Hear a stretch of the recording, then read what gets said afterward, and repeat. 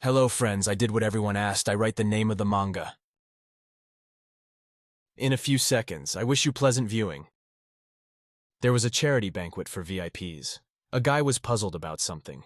He asked Lin Mu how dare he play with Shu'er. The man with the snake-like appearance asked the master if there were any instructions. His name was Ching She, which translates to green snake. Master replied that he didn't want to see that boy in white anymore. Ching Shi began to assure him that he would not see the sun tomorrow, but the master warned him that this guy had good skills. Don't underestimate the enemy. Ching Shi asked master not to worry. After all, he has never lost before. The charity dinner was coming to an end. Everyone was thanked for their support of the charity. The boy in white asked the fat man what he had brought him here for. The fat man explained that some people wanted to come but could not. He had originally wanted to buy something too, and asked him to help him with his staff. Lin wondered why he had never once picked up a sign.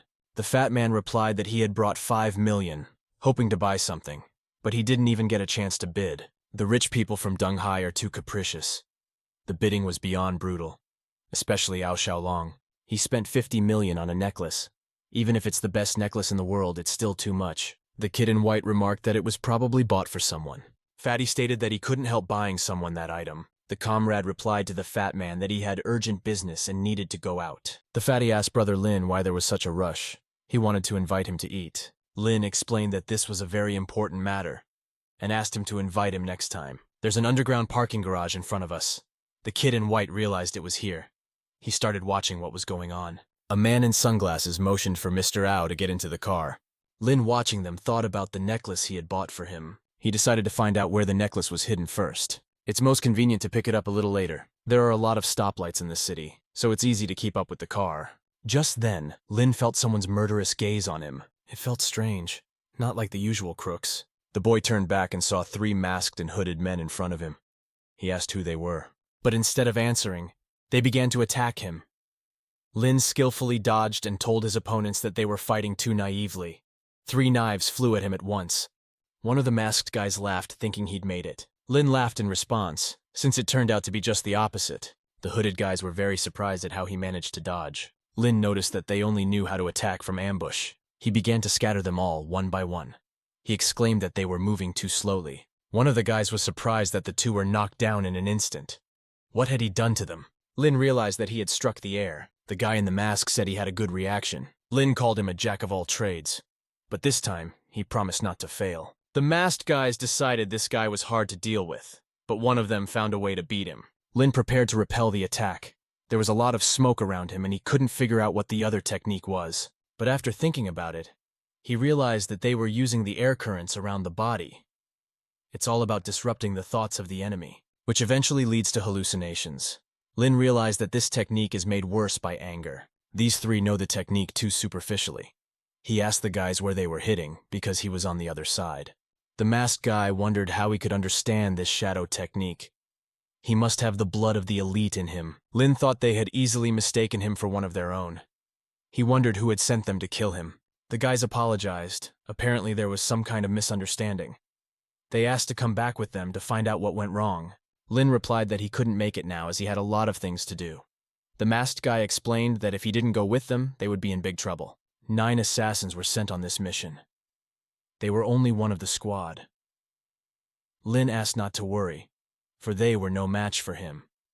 He would be able to defend himself. The masked guys replied that in that case they wouldn't bother him anymore. Meanwhile, the snake man was watching them.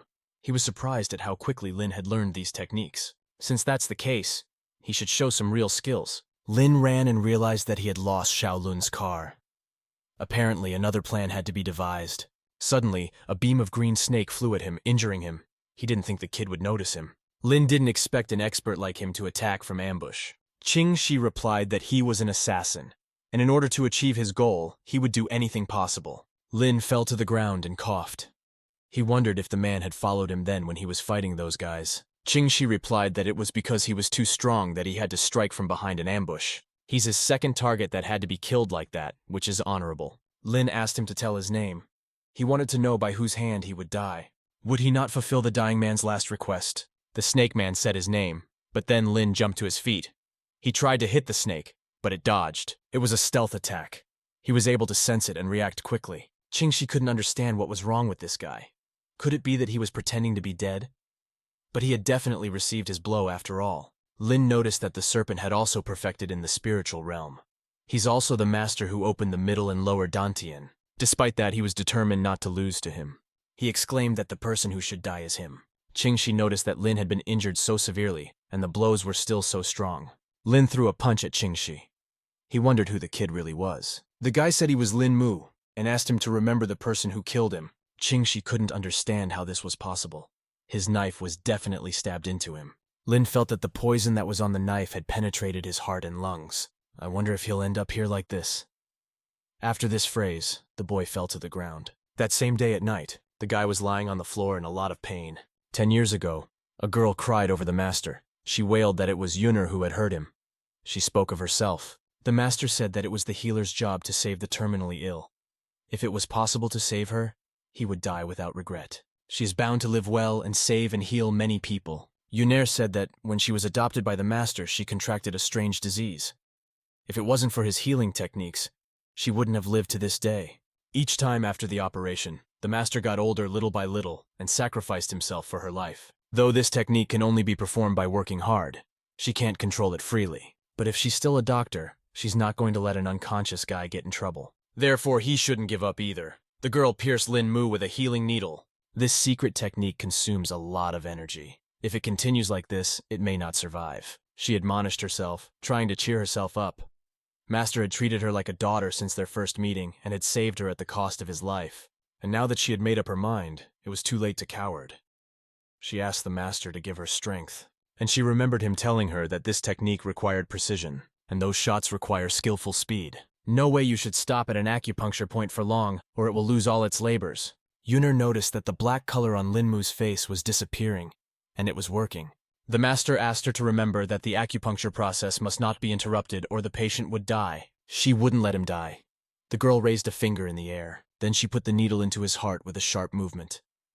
A little more and she'll take Yang. Yunner breathed heavily before collapsing on top of the patient.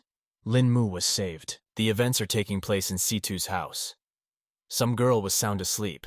Suddenly the phone rang. She wondered who was calling so early. She picked up the phone and asked Lian Ru what was wrong. It was explained to her that Lin Mu had been gone for 3 days now. The girl immediately woke up. She replied that she understood everything and asked to wait for news. In the future, the improvement of her cultivation would only depend on him. Can't have anything happen to him. The girl became puzzled at the thought. She called Yan Lanshi and asked her to tell her nicely if Lin Mu's disappearance had anything to do with him. Let's go back 3 days earlier. It was a dark night. Yunner was unconscious. Suddenly, she opened her eyes. She couldn't understand where she was, if she was in heaven. But when she woke up, she realized she was home. I guess she was lucky. She started looking for Lin Mu. Where did he go? The boy was sitting in the lotus posture, meditating. The girl turned to him, noticing that he was already all right. Lin Mu was glad that Dr. Zhou was already awake. The girl replied that she didn't think he would recover so quickly. Then she coughed. The boy came up to her and put his arm around her and asked if she was okay. Lin Mu asked the girl not to worry. His body was already fine, and he suggested her to sit down. He thanked the doctor for saving him. He promised to repay her for her help in the future. The girl replied that it is the doctor's duty to save and treat the wounded. She did not ask for any payment in return. The boy wondered how she got rid of the poison in his body. He thought he was going to die for sure this time. The doctor explained that acupuncture had saved him. This method is described in the secret book of its master. At that time, he saved countless people with the help of 27 needles and was nicknamed the Divine Doctor. However, she had only superficially learned the teacher's technique and found it difficult to use. She admitted that at one point she almost gave up. Lin Mu told Dr. Zhou that her skin color was not very healthy and asked the girl to take her time. She replied that she was fine. Her body was weak as still yesterday's detoxification took a lot of energy. Lin Mu asked if there was any way to help her. The girl explained that the master had tried his best to save her that year. If it wasn't for him, she wouldn't be alive today. But 10 years ago, he had spent too much energy trying to save her. Lin Mu realized that only her master's surface technique was able to draw out the poison. What kind of disease had actually rendered her master helpless? Yunner lowered her head down and said that she felt a little dizzy. After that, she fell down on the table. Lin Mu lifted the girl into his arms. She really seemed to have expended a lot of energy to save him. Even spit on her own life. Lin Mu looked around the doctor's room. It was very clean. Apparently she cleaned it often. That's when he noticed some retracted bricks. One of them was dangling. Someone must have done it on purpose. So it was.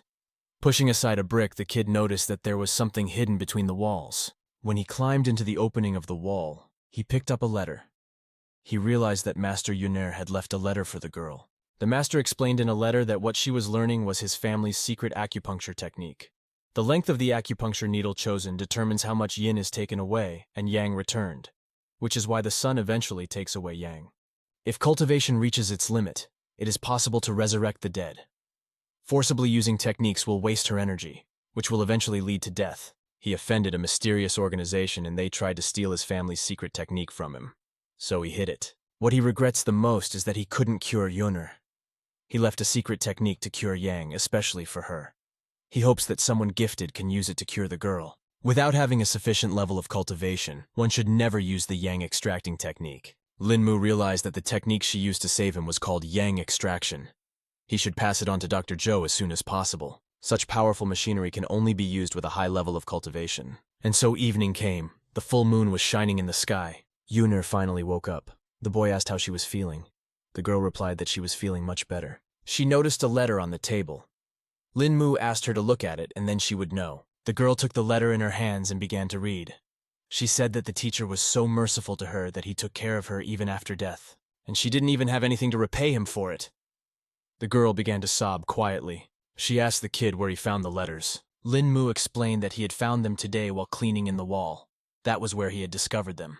Yunie said she was sorry there wasn't someone gifted enough to do it. The kid said he didn't. Maybe the man in the letter is him. Yuner asked him not to be fooled. Even if he is talented, he can't cultivate directly.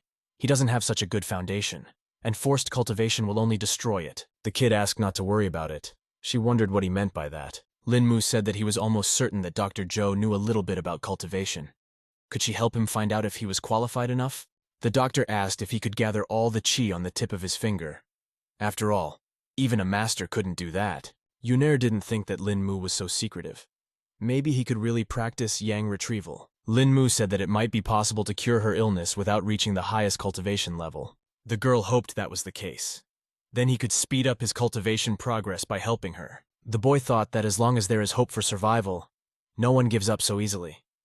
Dr. Zhou's letter makes him realize how precious life is. Yuner said she thought she could save a couple more people, and then she could live her life without regrets. Lin Mu replied that all good things come back. This time she saved his life, and he gave her a chance to live. The girl said that saving a life is saving oneself. The master told her that it was the doctor's duty to save life. The salvation of life is the salvation of self. There are things in the world that are predetermined in advance. Lin Mu thanked the girl. He decided to go back for a while, or else his family hadn't seen him all these days and he should hurry. Yuner replied that she had to go back to the hospital too, so we need to say goodbye here. Let's go back half an hour. Lin Mu walked along the bridge and thought about the fact that powerful techniques like yang extraction really existed in this world. Its creator has a deep understanding of the human body. He fears that no one on Earth can surpass him. As the boy walked along, he noticed a crowd of people hovering over the bridge, looking out into the vast ocean. What could be going on out there? People were talking about how the driver wasn't going to do well. The rescue team hadn't arrived yet. It certainly wouldn't last too long. You can tell the owner really cares about her sports car. No one would have thought she'd die in a place like this. It's ironic. Lin Mu realized that someone had fallen into the water. One of the men exclaimed that a girl had flown a car into the water. He just came down, but the car window is too hard to break. He didn't make it. Lin Mu headed towards the ocean. People asked if he had decided to rescue the girl. The man who had already dived said it was useless. It was better to wait for the rescuers. The car window was too solid to break. The boy replied that he would try it after all. If we wait for the rescue team to arrive, only the car will be saved. And then he took a dive. It's good that it's not deep. Lin Mu looked for the car, and now he'd finally found it. In his mind, he asked to hold on a little longer. As he swam up to the car, he noticed that there was a girl sitting in it. The glass was very strong indeed. Must have been bulletproof. No wonder that man couldn't break it. But that glass was nothing to him. He used his trick and started to pull the girl out. He pulled her out of the car. The boy noticed that the girl was about to die. He decided it was necessary to give her some energy. After that, he approached the girl with his lips. He kissed her, giving off energy. She was bound to last. He was determined not to let her die.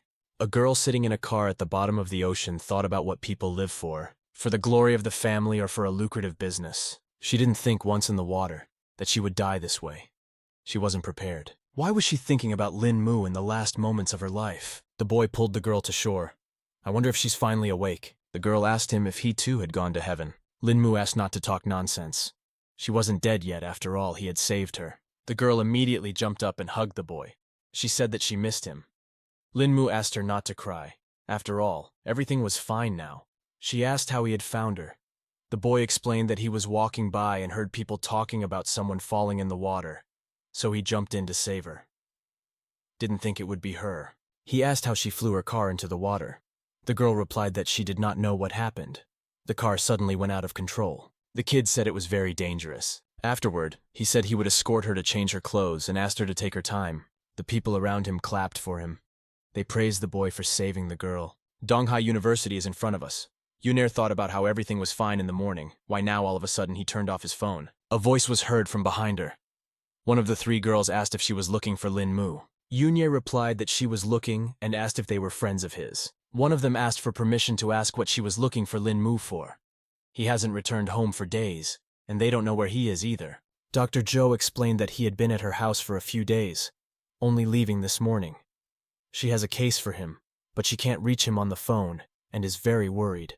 They were very surprised that Lin Mu had been at her place these few days. What on earth is going on? Yunnair explained that he had suffered severe wounds a few days ago. She had saved him. So she let him rest at her place for a few days. One of the girls was surprised and worried. Yunnair explained that she had heard that he had been attacked by Qing Shi's assassin. The girl then became indignant. After all, she knew it. Lin Mu never disappeared without saying goodbye. Something had really happened.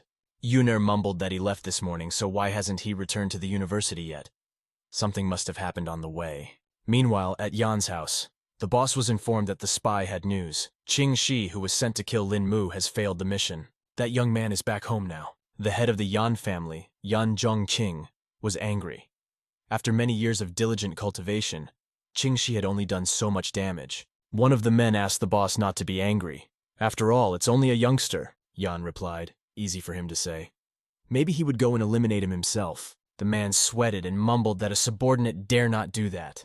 The best thing to do would be to leave it to the killer. The boss said to let Pai go this time, but he shouldn't be so relaxed. Even Qing Shi died. This kid is definitely an unusual kid.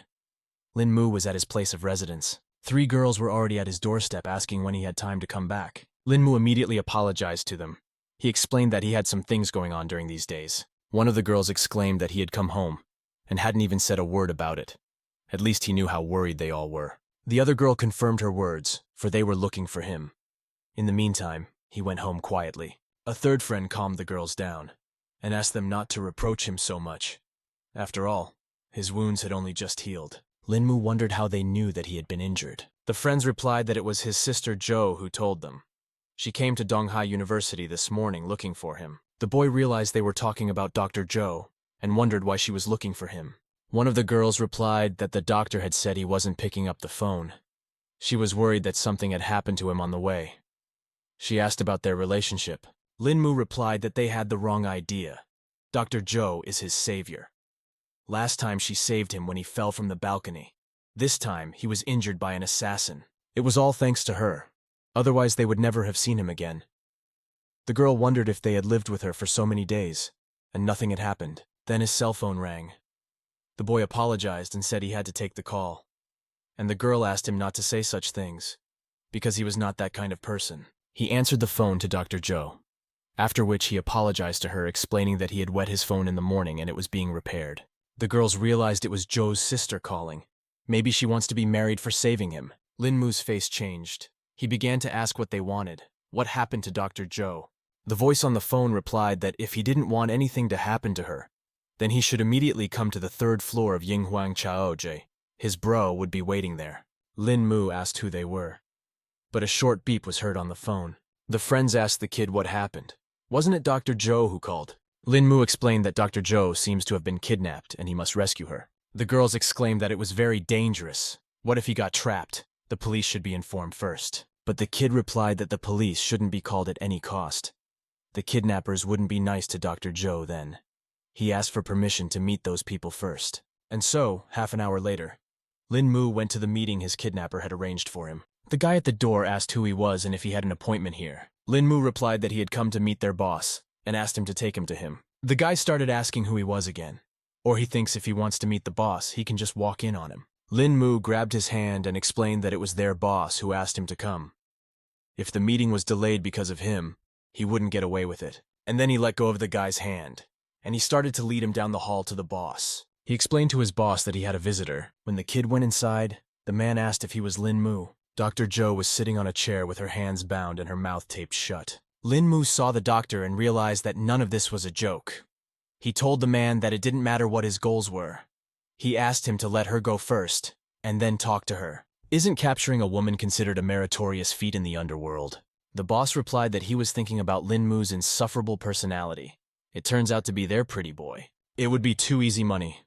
The men began to surround Lin Mu from all sides. The boy said that he didn't want to waste time here and asked to attack all of them at once. The men called him a scoundrel, and they promised to show him their technique quickly. But Lin Mu immediately scattered everyone on the floor. The others couldn't understand what he had just done. The boss started to get nervous and asked why they were all frozen.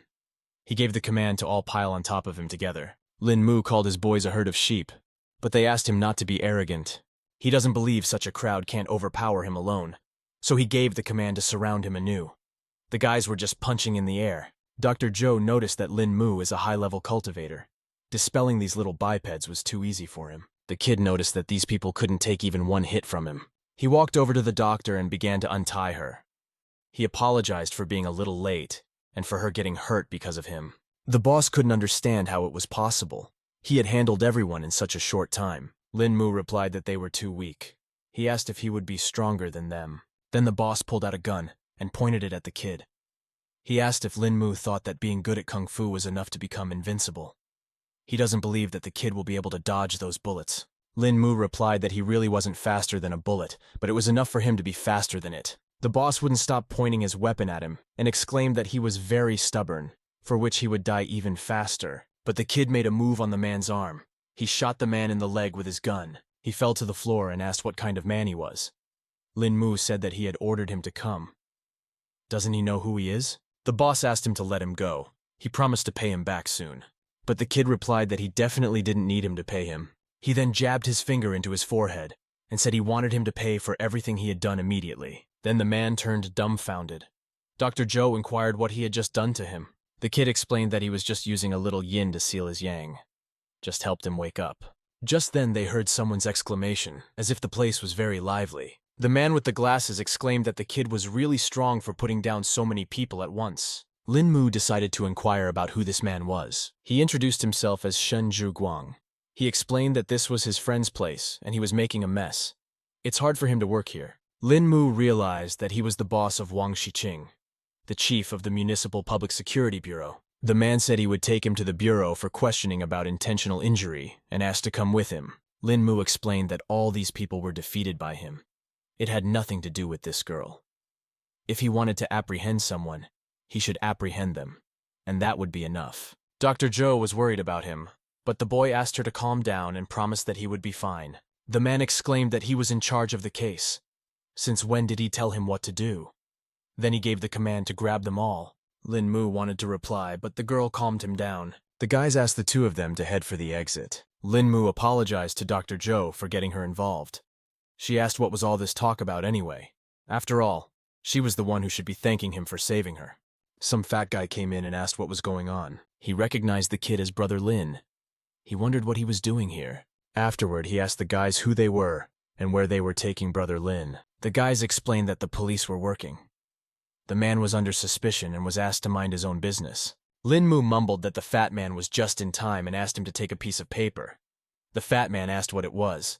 The kid told him to call the number a little later and tell that man about his arrest. He has high hopes for him. We have the Dunhai Public Security Bureau in front of us. The officer told Joe that that kid surnamed Lin had already confessed everything, so she could leave. The girl explained to the police officer that the other party had actually started first. The man asked her to stop and promised to look into the matter. Dr. Joe began to ask where Lin Mu is now, and what's going to happen to him. Meanwhile, at the detention center, someone wanted to teach someone a lesson. Lin Mu mumbled that he wanted to rest. The guy he punched must have already realized that he shouldn't be disturbed. The guys surrounded the kid who was lying on the floor. He asked them not to stand still but rather attack Lin Mu. They asked the kid not to be so arrogant. Lin Mu decided to let him take one hit, but asked him not to regret it. The boy howled in pain, grabbing his arm. A man standing nearby noticed that this guy is not easy. He's obviously a good fighter. He then decided to teach him a lesson himself and began to attack Lin Mu. Lin Mu mumbled a surprise lunge to the chest from above and a punch to the stomach from below. It looked like he had studied martial arts as well. But the boy threw him to the floor.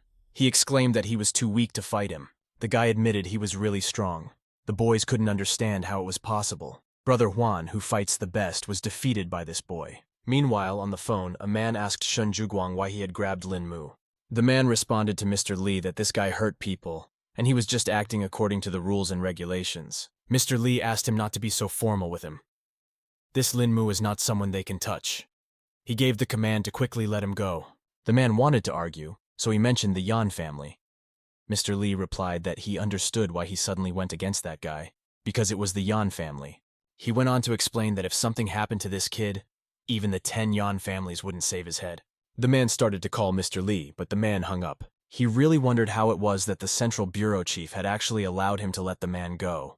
What kind of strength did Lin Mu possess after all? The officer put on his cap and asked Xiao Liu to follow him to the detention center rather. When Xiao Liu asked Mr. Schenkt what happened, he told him not to ask. After all, this time, the Yan family had set them up badly. In the Yan family's house, the man told the wise master that he had fulfilled his request. The head of the Central Bureau called Shen Zhuguang, after which Li Yaozhong released Lin Mu from custody. The man was very surprised how Li Yaozhong knew that kid. The staff member explained that Li Yaozhong didn't know Lin Mu at all. He had one more phone conversation before calling Shen Zhuguang, where he received his release order. Yan exclaimed, "How is it that someone is able to give orders to Li Yaozhong? Who on earth is trying to protect Lin Mu?" The staff member apologized that it was impossible to find out this information. He explained that their conversation was encrypted, and if they tried to decipher this information, they might be detected. Yan mumbled that they couldn't retreat now. He must die immediately. After that, he gave orders to contact the Black Spikes and make an assassination order. This time, they can't let Lin Mu escape. The staff member replied that he would definitely contact them again. Let's go back to the Public Security Bureau Dunhai Investigation Detention Center again. Mr. Lin was told it was all a misunderstanding. The officer hoped he wouldn't take it personally. The kid asked if he could go, to which the officer replied that of course he could. A fat man met him in the street. He was happy to be released at last. He heard his brother was doing well and came to get him. He offered to celebrate his release. You can do it at the Hilton, for example. They can order anything there. Lin Mu wondered why such generosity, if he was up to something. The fatty replied that of course not. Such a pleasure was only for him, for Brother Lin. 30 minutes later at the Hilton Hotel, the fat man brought Brother Lin to the cafe. They were greeted by the restaurant staff and led to a table. Fatty suggested that Brother Lin look at the menu and take what he liked. The kid replied that he wasn't very good at picking out food and asked the fat guy to do it, to which the guy replied that in that case, let him blame himself. The fat man ordered foie gras with caviar, crab and curry sauce, and steamed lobster. Meanwhile, Lin Mu asked the hotel employee if she could tell him where the restroom was. The girl asked for permission to show him in. She explained that the restroom was in front on his left side. There were people sitting in another food hall in the hotel. A man told Mrs. Yao that they had invited her here tonight to discuss the lead role for his new movie. Had she read the script? Mrs. Yao replied to Mr. Wang that she read it and liked it. She also has no questions about the contract, but can she find out who will be the lead actor in this movie? Mr. Wang replied that they have not yet chosen a person for the lead role. Does she have any references? And the girl said that based on the content of the script, she thinks it would have been better if they put a newcomer in the lead role. She has a man who is perfect for the role, but she is not sure he would be interested. Mr. Wang inquired as to who he is. Mrs. Yao explained that she met him at her concert. Then she tried to invite him on stage to sing with her, but he refused, and it was awkward. An hour later, Lin Mu told the fatty that the food was wonderful. The guy replied that he was glad he liked it and asked to go here next time. A guy and a girl were walking towards them. She asked Lin Mu what he was doing here. Lin Mu was surprised to meet Yao Xianxian here. Fatty recognized her as a famous superstar. He didn't expect that she knew Brother Lin so well. Yao told the principal that this was the guy she was talking about, and asked what he thought of him. Mr. Wang said it's not bad and she has good taste. He's good-looking, poised, perfect for the protagonist of his movie. He turned to the young man and asked if they could talk. He promised that it wouldn't take too long. The fatty replied instead of Lin Mu that they had plenty of time today and could discuss it somewhere. He explained to Brother Lin that these were big shots in the entertainment industry. Talking to them could be useful. The kid agreed, after which the attendant took them to a table. Yao introduced Hua Xia and Mr. Wang, the famous investors, to Lin Mu. The kid immediately shook the man's hand and said hello to him. Mr. Wang greeted the boy. They introduced screenwriter Huang Shuyue, producer Wang Zhang, and director Feng Yufan to him. Yao took a seat at the table and told Lin Mu that she would get straight to the point. They would like to discuss something together with him. The boy asked her to continue. She began to explain that Mr. Wang was getting ready to make a new movie, and she recommended him as an actor for the lead role in that film. Fatty was shocked. Did he really not miss here and they want Brother Lin to do a movie? The director replied that it was true. Yao thinks he is perfect for this role in terms of his looks and character. It's as if this role was specially made up for him. Lin Mu laughed and said that he didn't know what to do. He is studying history. The principal began to explain that life is like a show. It all depends on how he acts in life. The acting is just a variation of life. Miss Yao will be starring in this movie with him. He is sure that this movie will be a big hit.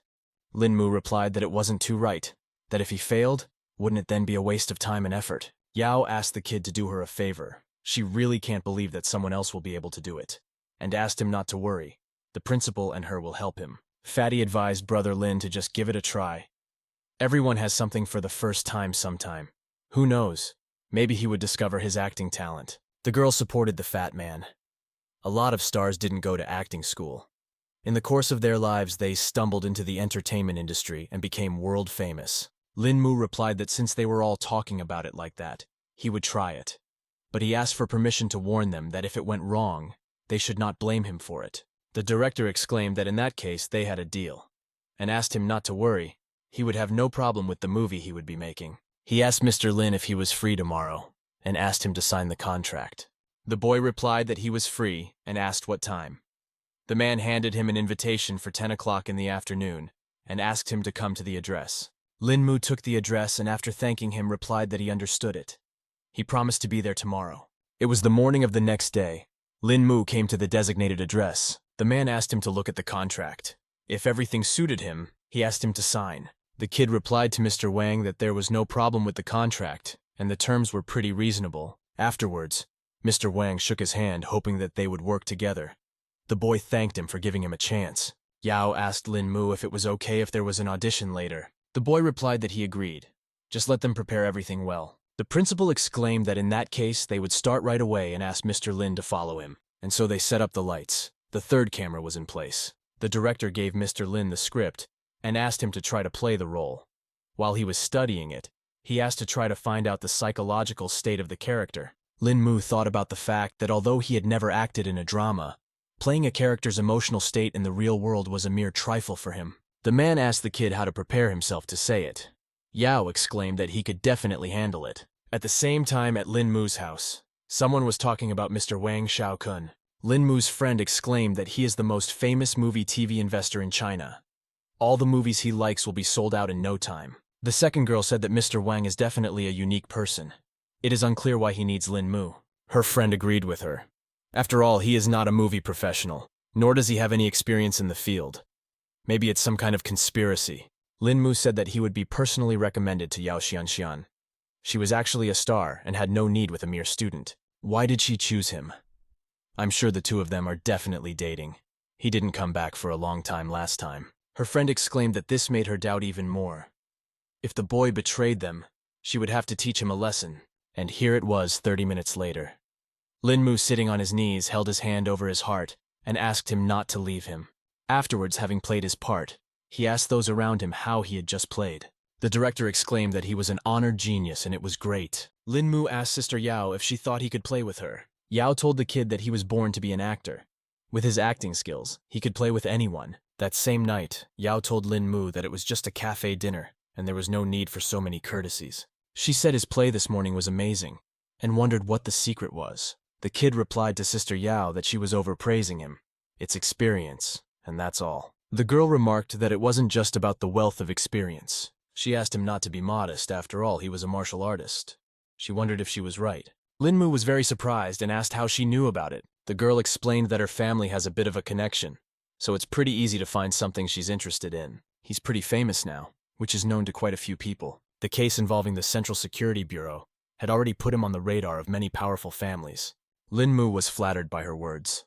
He thought about the fact that he had only asked Xing Weilong to call Bao Luntan. I didn't realize their influence would be so strong. It only took an hour to get a full background check on him. Yao said that the powerful families are currently confused, guessing who is really behind his back. Lin Mu explained that these people did make up a lot of things. He is only a student, there is no one behind him. Yao began to ask again, is there really no one powerful behind his back? How then did he force Li Yaojun to obey the order and let the men go? To which the kid hesitated and asked her who Li Yaozhong was. Yao was even more surprised. Doesn't he know who he is? Yao exclaimed that there was apparently no limit to his cunning. A person of such a level as Li Yaozhong could easily relieve him of any responsibility, and he doesn't even know a person like him. Lin Mu realized that this Li Yaozhong must not be simple at all. Yao replied that of course it is not simple. He's actually the head of the Central Public Security Bureau and oversees the national public security system. However, even if he had some experience, still some people dare to play with fire. The kid asked if Yao's family started those rumors. Yao replied that according to the data she had gotten, the person who almost killed him last time was an elite cultivator. He was secretly raised by the Yan family. This man is codenamed Qing Shi. She won't say anything about his abilities because he has seen it all himself. Lin Mu said that it was indeed an assassin sent by the Yan family. No wonder Shitu Shu told him to beware of him. Yao said that after the previous failed assassination, the Yan family invited a stronger master from Shuizi. They say they are from Europe and will be here in 2 days. Lin Mu asked how on earth the Yao family knew so much confidential information. The girl explained that even if he asked, she wouldn't tell. Even though he is strong, but still caution is paramount. He asked why she was warning him about it. The girl replied that because he had the lead male role in the movie. If he dies, who will she play with? Lin Mu decided that it wasn't really like she said. He thinks that the Yao family has also noticed his real strength. But unlike the Yan family, they probably want to win him over to their side.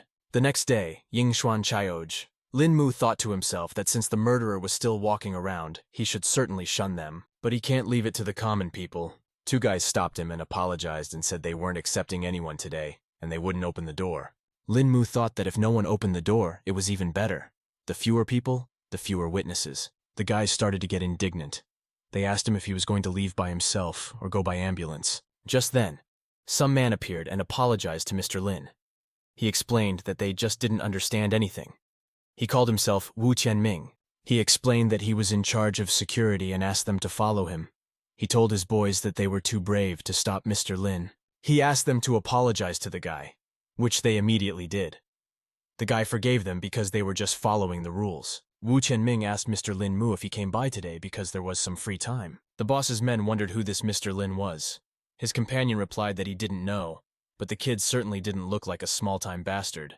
Wu Tianming told Lin that today was a little unlucky because some brothers right now were discussing the redistribution of territory again. To which the kid said that's just fine. He's got an idea. The man explained to Lin that the brothers were here and it was not convenient for him to come in, so he asked to see. Lin Mu understood and decided to go in himself.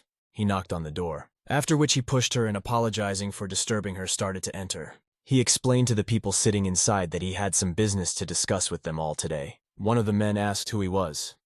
He noticed that the boy had no manners. The man asked someone to come and shoot the boy, but the second man looked at the boy and recognized him as Mr. Lin. He asked him what he had come for. Another guy asked Brother Ji who he was. Ji remembered how he had been warned to never provoke Lin Mu, or else there wouldn't even be anything to bury. He replied to the guy that his name was Lin Mu.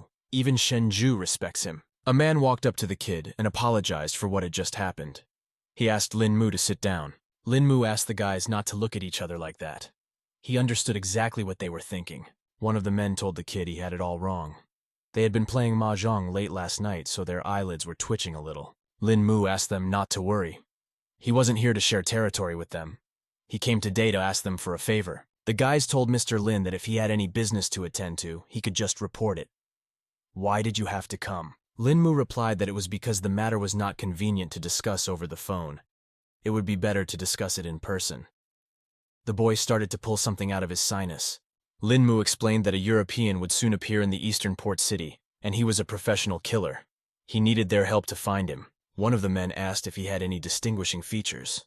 Lin Mu replied that he wasn't sure, only knowing that he was from Europe and would enter the city within the next few days. They need to follow all the foreigners arriving. The man scratched his beard and replied to the boy that it would be quite difficult. The other agreed with him. After all, there are many foreigners entering from the East Sea every day. If they don't know what he looks like, it would be like looking for a needle in a haystack. Plus, tracking down a killer can be dangerous and cost lives. Lin Mu explained that he understood their worries, so the greater the danger, the greater the reward. He opened the box he had taken out of his pocket. As long as they would help him with the search for the killer, he promised they would get a pill like this. One of the guys asked young Master Lin what it was. Then the kid asked who here had the courage to demonstrate the power of this pill. The men began to think, and then one of them dared to raise his hand. He asked young Master Lin what he should do. The kid asked him to take off his clothes and turn his back to everyone. The man obeyed and undressed and turned his back. Lin Mu asked him not to move now. He noticed that the man seemed to be a former soldier, so he should be able to withstand his attack. He asked him to bear with him for a little while and held up 2 fingers in the air. The man closed his eyes and motioned for the kid to act. The guys started asking Master Lin what he was doing. The man's body glowed with a kind of yellow light. One of them told the guys to shut up and better watch what happens next. The kid asks everyone to watch. He takes a small portion of the pill on purpose to show them. Just a small piece, and the wound he left on the man's back immediately heals. Can they really see it? The wound healed right before their eyes. Lin Mu mumbled that everyone had seen its effectiveness. As long as they are breathing, this pill will save their lives. Lin Mu asked the man if his name is Wu Tianming. The man replied, looking intently into his eyes, that it was him. Lin Mu called Wu Tianming a real man and handed him this pill. But the man replied to the young master. Then it was too much and he couldn't take her. Another kid came up to him and asked if he was really willing to give this miracle pill to them. Lin Mu was glad that they understood the importance of this pill. For those who walked the blade every day, nothing was more important than their lives. He could see in their eager eyes that they were up to the task. Wu Tianming asked young Master Lin if he could talk to him. The kid immediately agreed and asked what the matter was. The man replied that there were too many eyes here and asked him to find another place to talk. He took him to the lower hallway and said the young master was a strong man. Why he was asking others for help instead of taking the territory for himself. Lin Mu apologized and said that he wasn't interested and didn't want to be involved. Wu Tianming said that young Master Lin had a low opinion of them. But since he turned to them, it means he needs the help of people like them and can't entrust the job to anyone else. The kid asked him to get to the point sooner rather than later and stop beating around the bush. The man then explained that he had been part of the underground world for years and did not want to work for anyone else. His brothers have been with him for a long time, but they've accomplished nothing and he's let them down. His arrival is the perfect chance to change that. Lin Mu realized that the man was asking for his help to upgrade his gang. Wu Tianming explained that if they fought them head-on, and it would end in a loss for all of them. Therefore, he hoped that Master Lin would support him from behind the scenes. Lin Mu replied that he had already said that he didn't want to be involved. The man explained that he didn't need to do anything. He would handle everything in his own way. When he succeeds, he can ask him for anything he wants. Lin Mu realized that the man wanted to use his name to intimidate him. As long as he didn't clarify it, no one would know the truth. He replied to Wu Tianming that he had earned his respect. Since he didn't need to do anything to help, he didn't mind. Wu Tianming was overjoyed, a smile never leaving his lips. Lin Mu said goodbye to him and exclaimed that he would be clean. The boy asked not to look for him unless it was something important. The man immediately thanked the kid, saying goodbye in return. And now night has fallen. In front of us is Lin Mu's house. The kid finally came home. One of the girls asked why he was home so late. Lin Mu explained that he went to see his friends after the audition, and when he came to his senses, it was so late. One of the girls asked if he got the part. Lin Mu replied that he had received it, and all that was left to do was wait for their call. The girl hugged him gladly, for she believed he could do it. She knew her idol had excellent taste. Another friend told Zixi that she had changed quickly, because this afternoon she was imagining things. Zixi asked him not to listen to her. She might be a fan of Yao Xianxian, but if she just wants to have fun with him, she won't just let her. Lin Mu asked Zixi not to overreact. She just wants to do a good job. Zixi replied that it's only been a day and he's already protecting her, after which the girl began to cry. After all, Lin Mu's heart is stolen and he doesn't want them anymore. It was a bright sunny day. The hot sun was shining over the green lotus mountain. Some guy greeted Ling Sheng, happy that he had come. Ling Sheng immediately hugged Lan Shi, replying that they hadn't seen each other for a long time, and he missed him too. But he wondered a bit why he was the one who missed the guy. It was the Hong family's eldest son, Hong Ling Sheng. Lan Shi asked if he missed him or the thing he had. The kid replied that he caught it. His parents gave birth to him, raised him, but he knows him better. Ling Sheng asked for permission to introduce one person to him. This is Lin Tiannan. He is from the capital and is here for a vacation. He is just an incredible guy. They immediately shook hands. Ling Tian mumbled that this compliment was too much, and he was just an ordinary guy. Lan Shi asked brother Tiannan not to be so modest. He realized at a glance that the brother was very important. Ling Sheng exclaimed that he had long dreamed of tasting tea in the fragrant abode and beckoned them to climb the mountain. Lan Shi motioned for them to follow him. And here before us is a mountain of green lotus, a fragrant abode. Lan Shi explained that everyone in the Eastern Sea had heard of the fragrant abode tea. Today is brother Tiannan's lucky day. Tiannan replied that he definitely needed to try it. They were met by a girl. She realized that the guys wanted to try the tea and asked to follow her. The girl led them into the room. There was a man sitting at one of the tables enjoying tea. Brother Tiannan asked, looking at those happy faces. He couldn't wait to taste the tea as well. The girl asked if she could find out which tea they wanted to try today. Just then, some woman walked into the room. She asked if it was the young Master Hong and Lin. The girl exclaimed that it had been a long time since they had seen each other. She was the boss of Shu Yu's fragrant abode. Ling Sheng told her that it had been a year since they last met, and she was still as young and beautiful as ever. They explained that they had come for tea and would not disturb her. Shu Yu replied that the two of them were such nice conversationalists and asked for a chat to start with, and tea would be served soon. Brother Tiannan mumbled that he had noticed something interesting while they were in the fragrant abode. Tea in the flavorful abode is certainly good, but not as good as her boss. Lan Shi noticed that brother Tiannan had a sharp mind and was able to quickly understand the cunning workings of this establishment. The brother replied that this sexy body is the queen's demeanor, a great rarity. Ling Sheng realized that his brother had a crush on Sister Yu. The kid continued that the girl's figure was amazing, and he couldn't stop thinking about her now. The guys said it was rare to meet like this and suggested we find another place. Suddenly, some car stopped near them. When it stopped, it made a whistling noise. Jisi got out of the car. She said that she seemed to have set a new record. Lin Mu got out of the car and told his friend that her driving was too fierce. He felt nauseous and dizzy. Lan Shi looked in their direction and wondered if Lin Mu was in front of him. He wondered if he was still alive. Ling Sheng asked Lan Shi if that beautiful girl was his friend. The kid replied that he didn't know and asked to move on. He decided to see how long Lin Mu's luck would last. Lin Mu in turn recognized young Master Lan, who was eager for his death. He decided to make him pay for it sooner or later. Zushi asked the kid what he was stuck on and told him to move on. Lin Mu asked his friend if this was the place she was talking about. Apart from the serenity around here, there is nothing unusual. The girl laughed and replied that he didn't know that. The fragrant abode is the best place for tea in the whole Eastern world. Lots of people come here because of this, and most of them don't even get a chance to try the tea here. Lin Mu was surprised. If it was as she claimed, he couldn't wait to see it. And here they were met by a girl pouring tea for a visitor.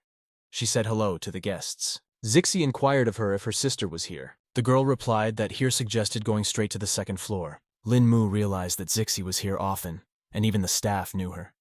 The girl explained that the boss of the fragrant abode was her best friend. The boss came out to meet her when she heard her voice. She asked why Zixi was visiting her today. The girl replied that she had brought a friend to introduce her. Lin Mu sensed that Sister Yu is also a cultivator, but from her pale face and weak steps, he believes that she has used too much qi recently. Zixi asked Sister Yu why she was so pale and introduced her brother-in-law to her. Yu asked her not to talk about it. His illness had been returning more and more often in recent days. She used all her qi to help him. Lin Mu said hello to Sister Yu and immediately introduced himself. The girl replied that he looked unusual and called Zixi a lucky girl. Zixi explained that they were just friends. She brought him to try the flower tea she had created. Sister Yu called her a bad girl since she only has eyes for her flower tea. Zixi replied that it's because her tea is the best in the world. Sister Yu asked the guests to sit down while she prepared tea. Zixi immediately thanked her friend. Lin Mu noticed that Sister Yu was an unusual person. He asked why she was stuck here in the fragrant abode. Zixi explained that she wasn't sure about it. When she met her, Sister Yu was already the boss of the fragrant abode. Lin Mu mumbled that she uses a lot of qi. He could guess that her husband's condition wasn't very good either. Zixi explained that she has been using qi to suppress his strange illness for the past few years. It looked like her qi would soon stop working. Lin Mu wondered what kind of disease it was.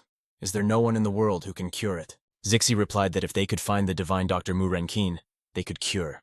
But the world is so huge. How could they even look for him? Lin Mu thought to himself, this is Teacher Zhou. Could a little radiance cure her husband's strange illness? Lin Mu began to tell his friend about who Mu Renqin was. That's when the kid flinched. He felt that someone had attacked Yu's sister. The two men approached Shu Yu and talked about finally getting their chance. She must have spent a lot of energy on her husband's injury. Shu Yu, lying on the floor, replied that if she hadn't expended her chi recently, the two of them wouldn't have been her rivals. One of the guys admitted he wasn't as strong as she was. But victory isn't just about strength. It's also about cunning. Just then, Zixi and Lin Mu ran into the room. They asked if she was all right. The girl asked them to leave quickly, not to come any closer under any circumstances. Zixi clenched her fists and asked how dare they hurt Sister Yu. She wouldn't let anyone leave. One of the guys mumbled that those were serious words in that case. No one was to leave, and they would all stay here. One of them clenched his fists and exclaimed that he would attack first. Zixi noticed that this guy was too fast, and she wouldn't be able to dodge. Suddenly, Lin Mu appeared in front of her. He grabbed his opponent's arm. The guy couldn't understand what was going on. Lin Mu asked how he could be so rude to the lady, after which he gave him a hold and threw him to the floor.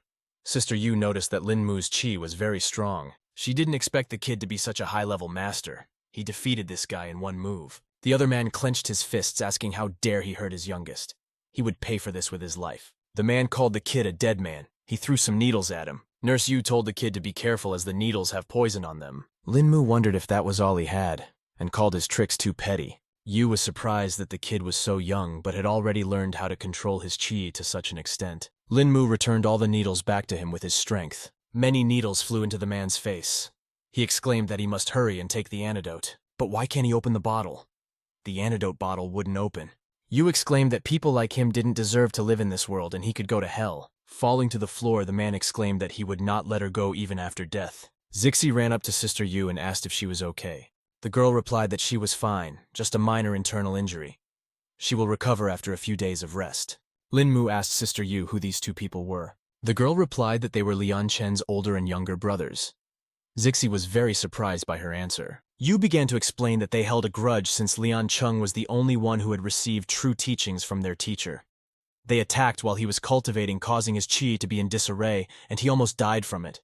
Zixi exclaimed that they were both very mean. They deserved to die. Yu replied that Lian Cheng had decided to forgive them since they were from the same sect, but they refused to let them go until now.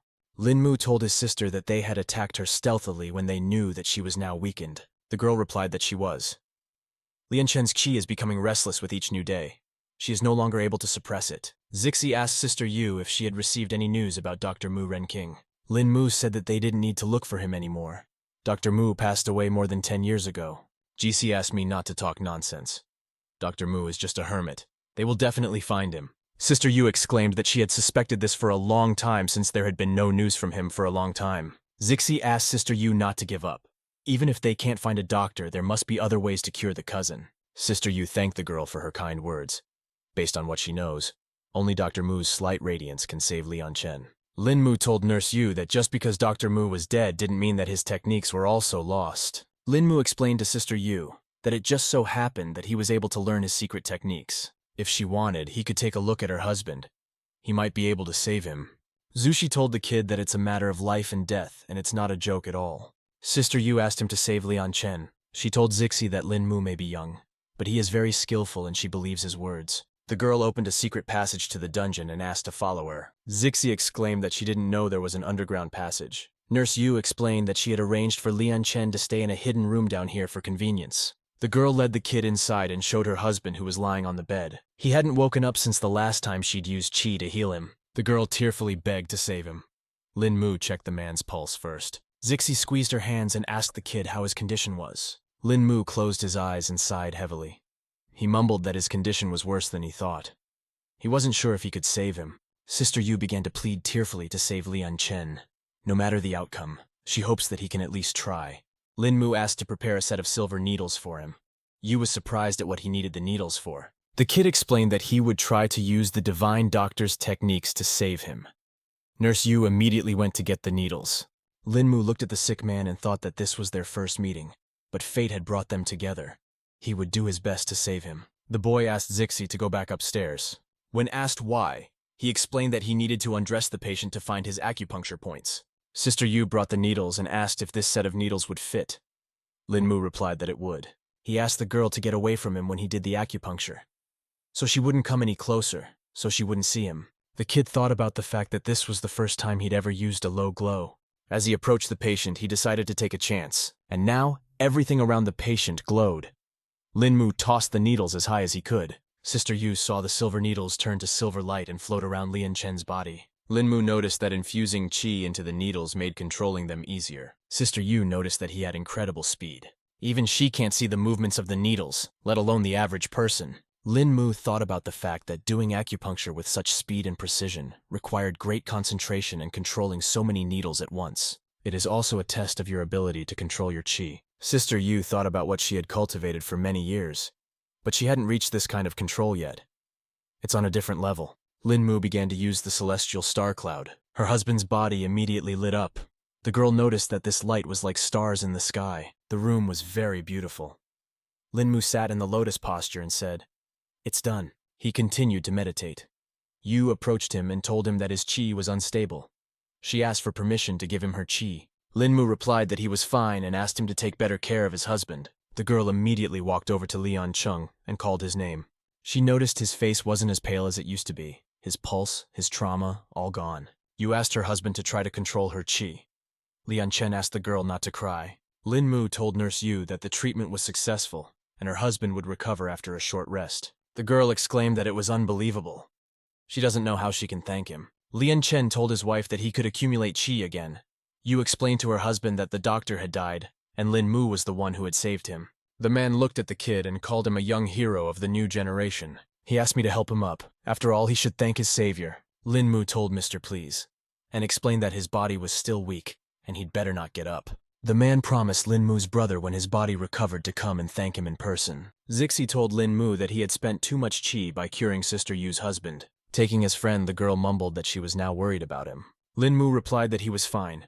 Saving brother qi is a good deed. He will recover in a couple of days. The kid's friend thanked him without letting go of his hand. But then suddenly, someone shot straight at Lin Mu's chest. It was a sneak attack. They must have realized it was the perfect time to attack. Zixi exclaimed that they were sneaky bastards. She began to look around.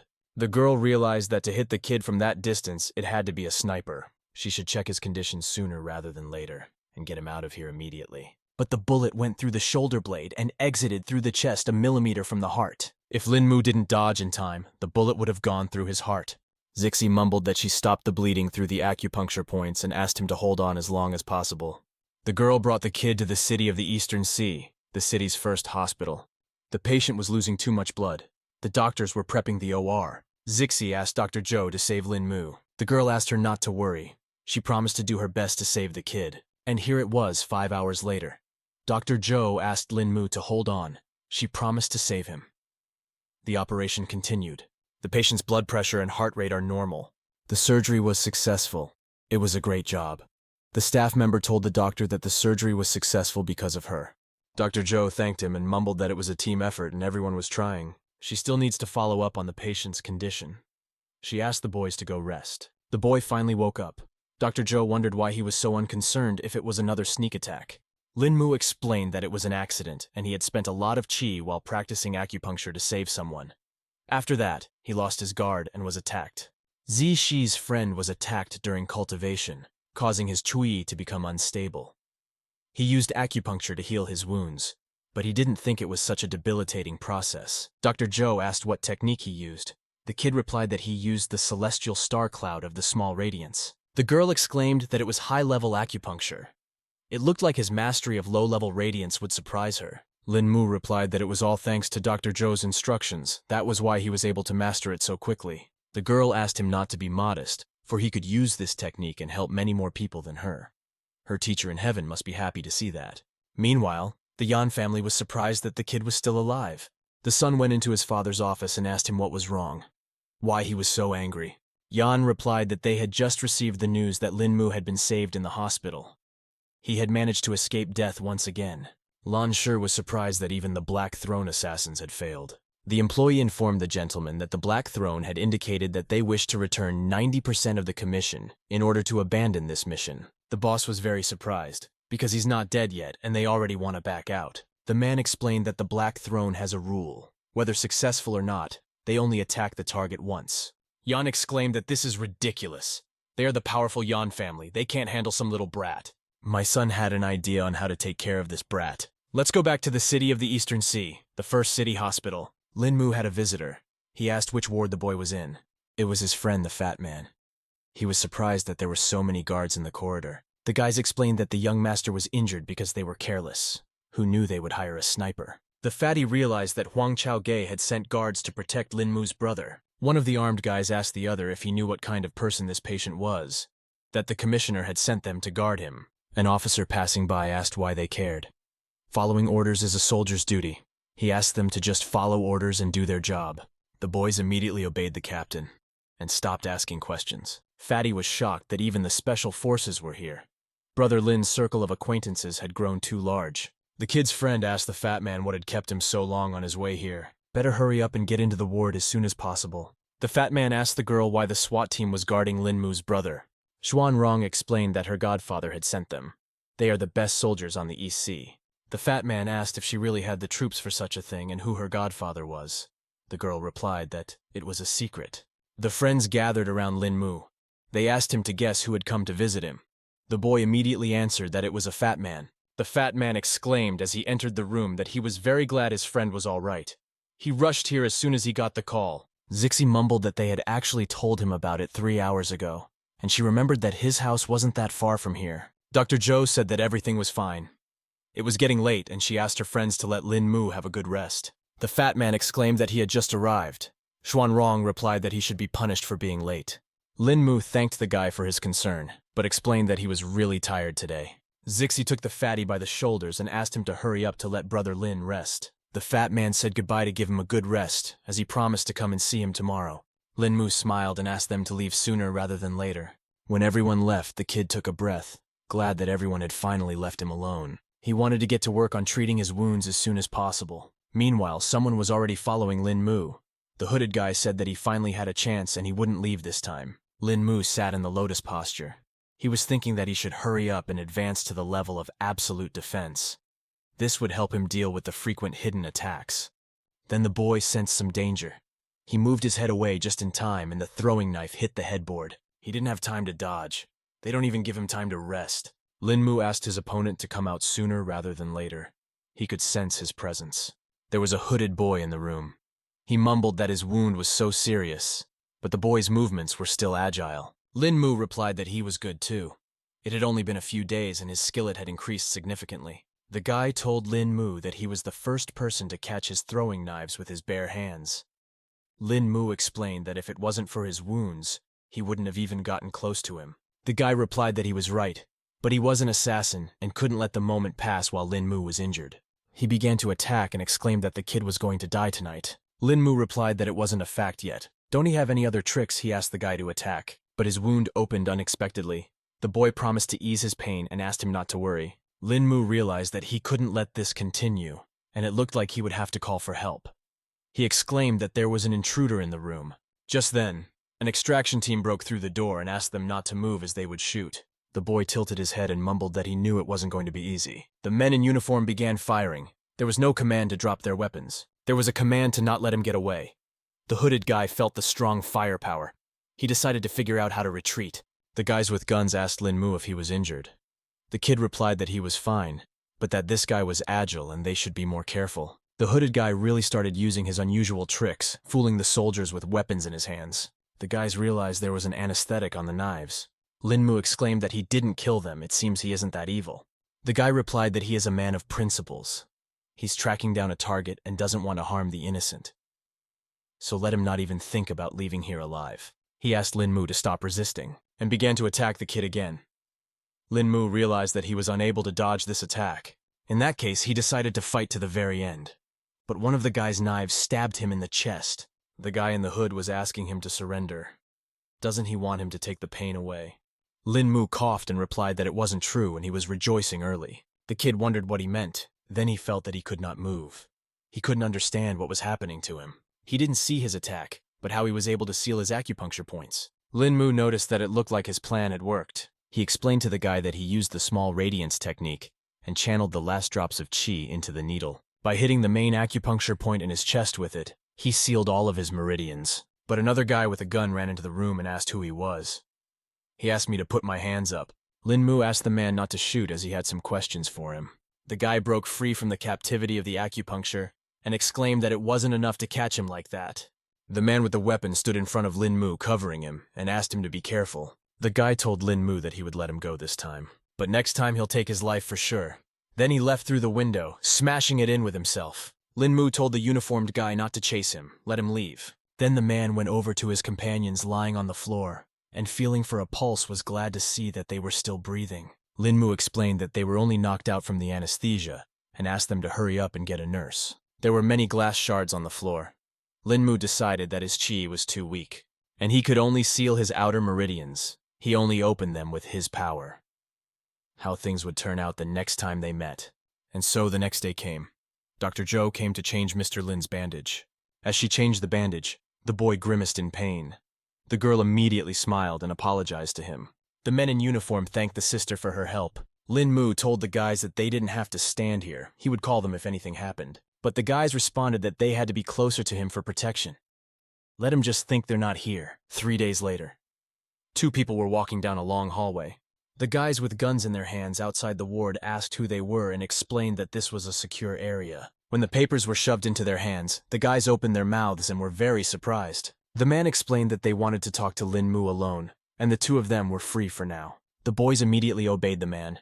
When he entered the room, he told the boy that he was recovering quickly. Lin Mu smiled and asked Mr. Liu what brought him here. The man called him a rascal and said that B.I. Bei had just left and he was already causing a lot of trouble.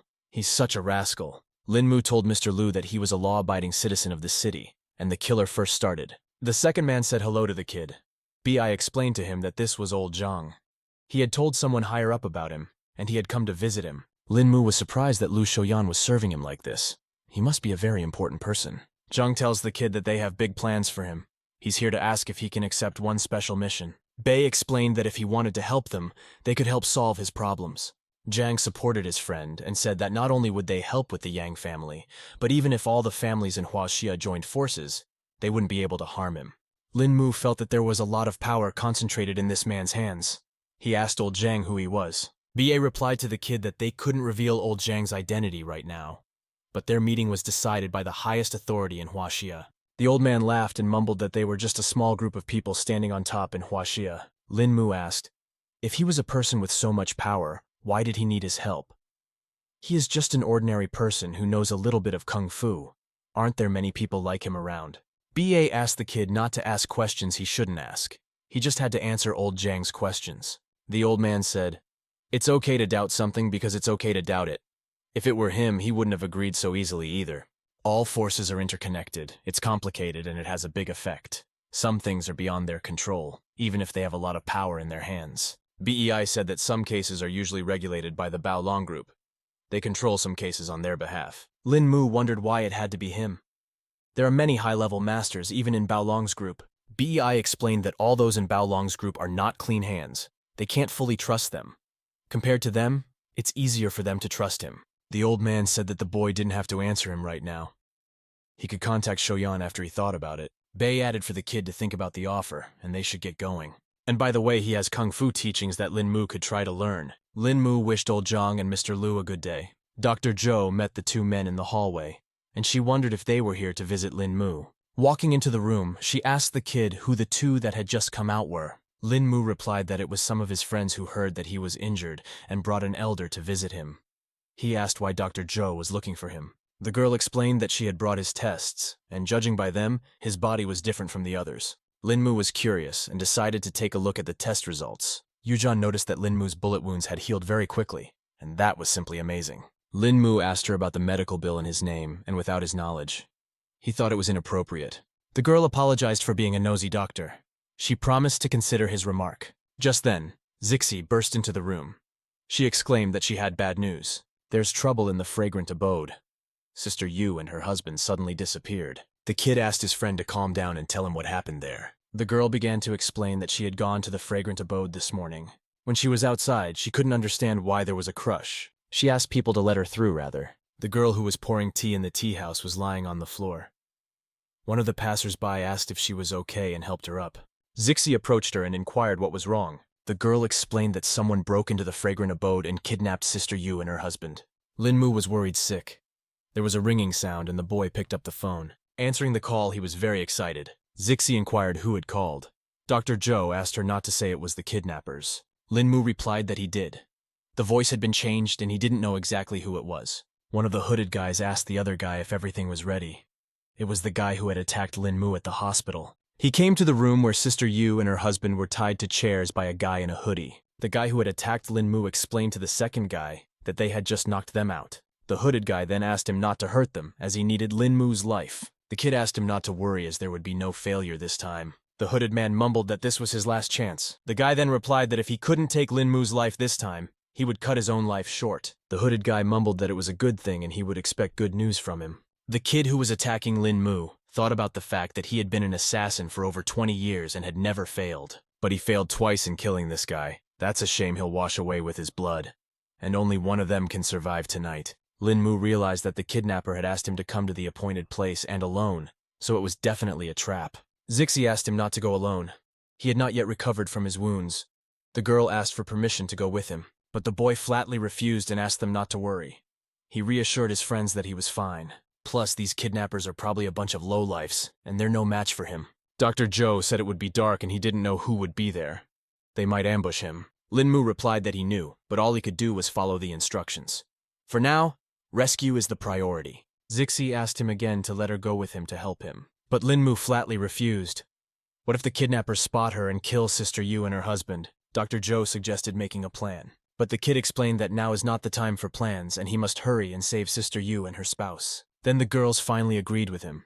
After all, he was unwavering in his decision. Lin Mu picked up the flash drive and apologized for his temper. He promised that he would bring these people back safe and sound and asked them not to worry about him. And so that night, Miss stood on the edge of a high balcony.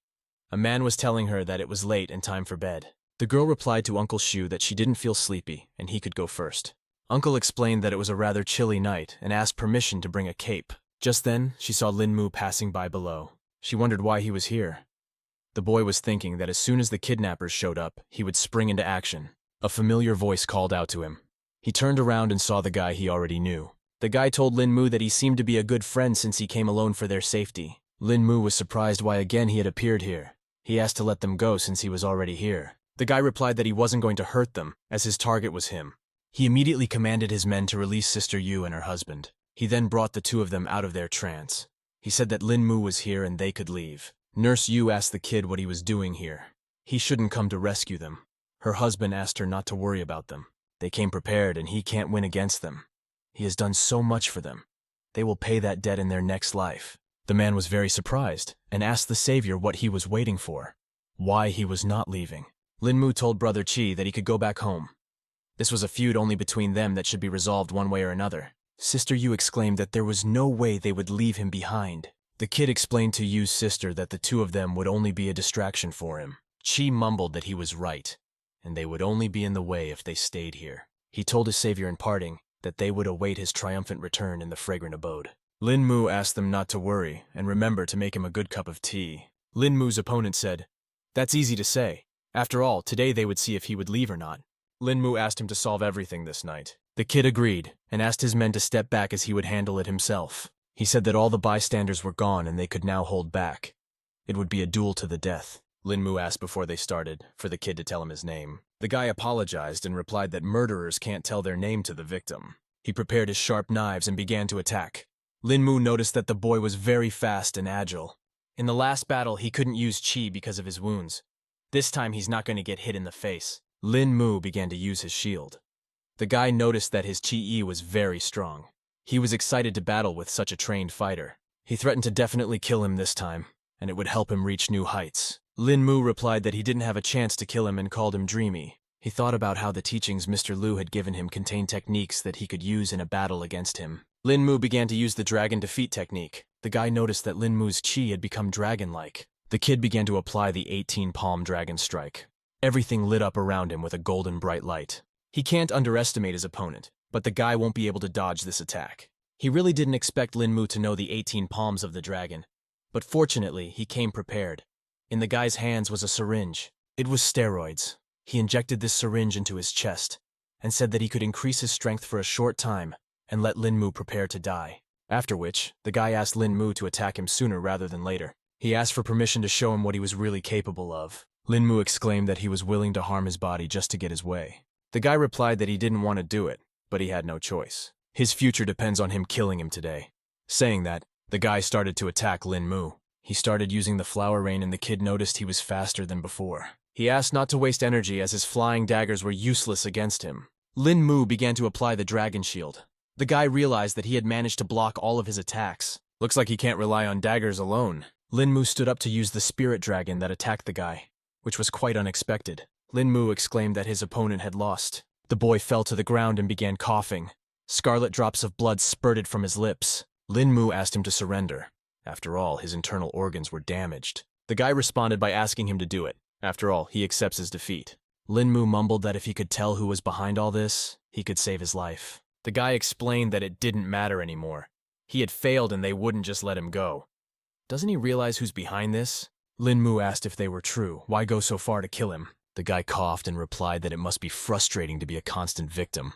Well, that's the truth. Lin Mu thanked him for telling him and asked if he had any last words. The guy started pulling something out from behind his sinus and asked him to pass on the flying dagger teachings to his younger sister after his death. The girl on the phone, that's his little sister.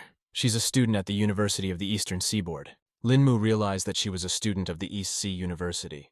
When the kid took the picture in his hands that he recognized Tanbei Bei in it. The guy was very surprised that Lin Mu knew his little sister. Lin Mu realized that he was from the Tang sect, so why did he become a murderer? The guy replied that he didn't have time to tell him all that. Lin Mu asked him not to worry as he promised to pass this teaching on to Bei Bei. The kid thanked Lin Mu and said that he should be careful in the future.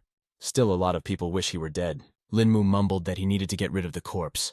He was about to send his coordinates. An hour later, the kid thought about how every day would be even more dangerous from now on. Lin Mu returned to his home where his friends were already waiting for him. Sister Yu exclaimed with joy that he had already returned. Her husband asked the savior if he was all right. Zixi asked if the matter was settled. Lin Mu replied that he had settled it. Yu mumbled that Liang Cheng and she were very worried about him. What would happen if something happened to him because of them? Lin Mu told Sister Yu not to feel guilty. They were kidnapped because of him. He should apologize instead. Liang Cheng asked the kid how he defeated that assassin. Lin Mu explained that they had a one-on-one duel and he won that duel. The man exclaimed that it was just incredible and he deserved his respect. Sister Yu wanted to leave already since it was over. They owed a dinner at the flavorful abode to thank everyone. Friends asked to be careful on the way home. One of his friends asked Lin Mu why he looked so depressed. The kid replied that life is so unpredictable. The killer turned out to be his girlfriend's brother. Ziki asked how things turned out the way they did. Who's behind all this? Lin Mu explained that his family was behind it. Zixi was very surprised at who it could be. The boy explained that even though he had moved on from the family's internal conflicts, they still wouldn't let him go. If things had gotten this far, he would not be merciful to them either. He also believes they are responsible for his parents' deaths. He must look into it. It's so late and someone called him. The boy wondered who it could be. The girl cried into the phone wondering where Lin Mu was now. She wailed that she needed to see him. The house of the Luo family is in front of us. Lin Mu went to the door and rang the bell. He asked if Bing Yun was home. Why doesn't anyone answer the door? Has something happened? And so the girl came out after all, throwing herself into the boy's arms. Finally, he came in. Lin Mu asked the girl not to cry, but rather to go inside the house. Bing Yun began to explain that for the past few days, when she closes her eyes, she remembers being trapped in that car. She has nightmares and can't sleep. Lin Mu hugged her and told her not to be afraid. After all, it was an accident. She cried in his embrace, and she said it wasn't an accident. Someone messed up her car on purpose. He asked, wondering if it could have been the same people as last time. Bing Yun couldn't stop crying. She replied that she wasn't sure about it. Lin Mu asked her not to be afraid as he would protect her. He realized that she was in the same situation as him, intimidated by her family. Bing Yun asked if he could stay the night here. She was very scared. The kid agreed, since he didn't want to go anywhere anyway. He decided to keep her company. The girl immediately thanked Lin Mu. She said that she felt safe as long as he was around. Lin Mu asked her from what he knows, is it true that Hao Yun Corporation started its rise during World War II? Bing Yun replied that when the war spread to Asia and China, they produced and sold weapons to supply the military to expand their business. Hao Yun Corporation bought up many large military enterprises to start developing weapons. This became the foundation of the Luo family. After years of research and development, their weapons are recognized around the world. And some of them are even labeled as must-have weapons by the Americans. It can be said that the Luo family has penetrated the heart of America and supports the country's technological defense. So the Luo family is not only rich, but also has a strong military backing. Lin Mu mumbled that it was no wonder that the Luo family had so many enemies. It was all because of business. The girl replied that that was exactly what it was. Her father had hired a bunch of elite bodyguards to protect her, but it still wasn't enough. Lin Mu told Bing Yun that as long as he was around, he wouldn't let her get hurt. The girl looking at him replied that she believed him. Just then, Lin Mu suddenly kissed her right on the lips. She thought about how it was just like when he had rescued her in the water, also warm. After that, the kid started undressing her. The next morning, Lin Mu walked over to Bing Yun and noticed that she was still sleeping. The kid decided to let her rest a little longer. In the meantime, he began to make her a sumptuous breakfast. When the girl woke up, she couldn't understand where Lin Mu had gone. Then the smell hit her. It smelled so good. Lin Mu was just walking towards her with a tray containing breakfast. He told the girl that he had prepared it for her. She exclaimed that the food looked very appetizing. The girl said she was already full, but the boy asked her to eat more slowly because the food was still warm. He asked if she was going to the office today. Bing Yun replied that she was going. She works as a CEO and has a lot of work to do today. Lin Mu promised to escort her out since he was just free today. The girl was very excited about it. After all, it would be great. Lin Mu called her silly.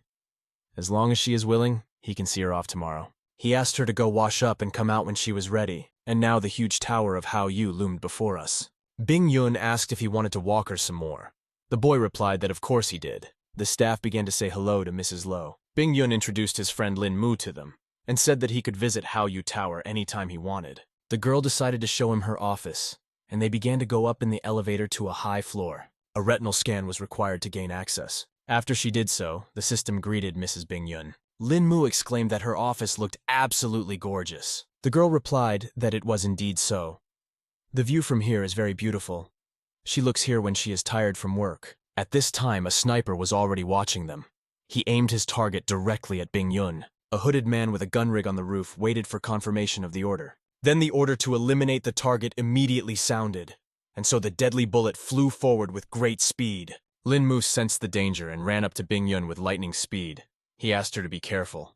After throwing the girl to the floor, she asked what was wrong. He picked her up and took her by the arm and started to lead her away. Bing Yun wondered if it was the assassin. They were sitting hidden behind a table. The kid replied that there was a sniper on the building across from them. He uses 50th caliber bullets that pierce bulletproof glass. Lin Mu mumbled that it was too dangerous here and asked him to hurriedly call the guards to take care of it. He advised he would ask them to have them send people to a neighboring building to check for suspicious individuals. The girl immediately listened to him and said she would give orders. Lin Mu thought about the fact that the assassin most likely left immediately after the failed mission. I wish Bing Yun's guards were able to catch him. Lin Mu asked the girl to hide here and not come out, and he would go after the killer. She asked him to be careful. Lin Mu replied that it wasn't him he wanted, so she didn't have to worry. At first, the kid ran to the elevator but realized it was too slow. The stairs would be faster. Lin Mu decided to speed up. He can't let the assassin escape. He finally found him.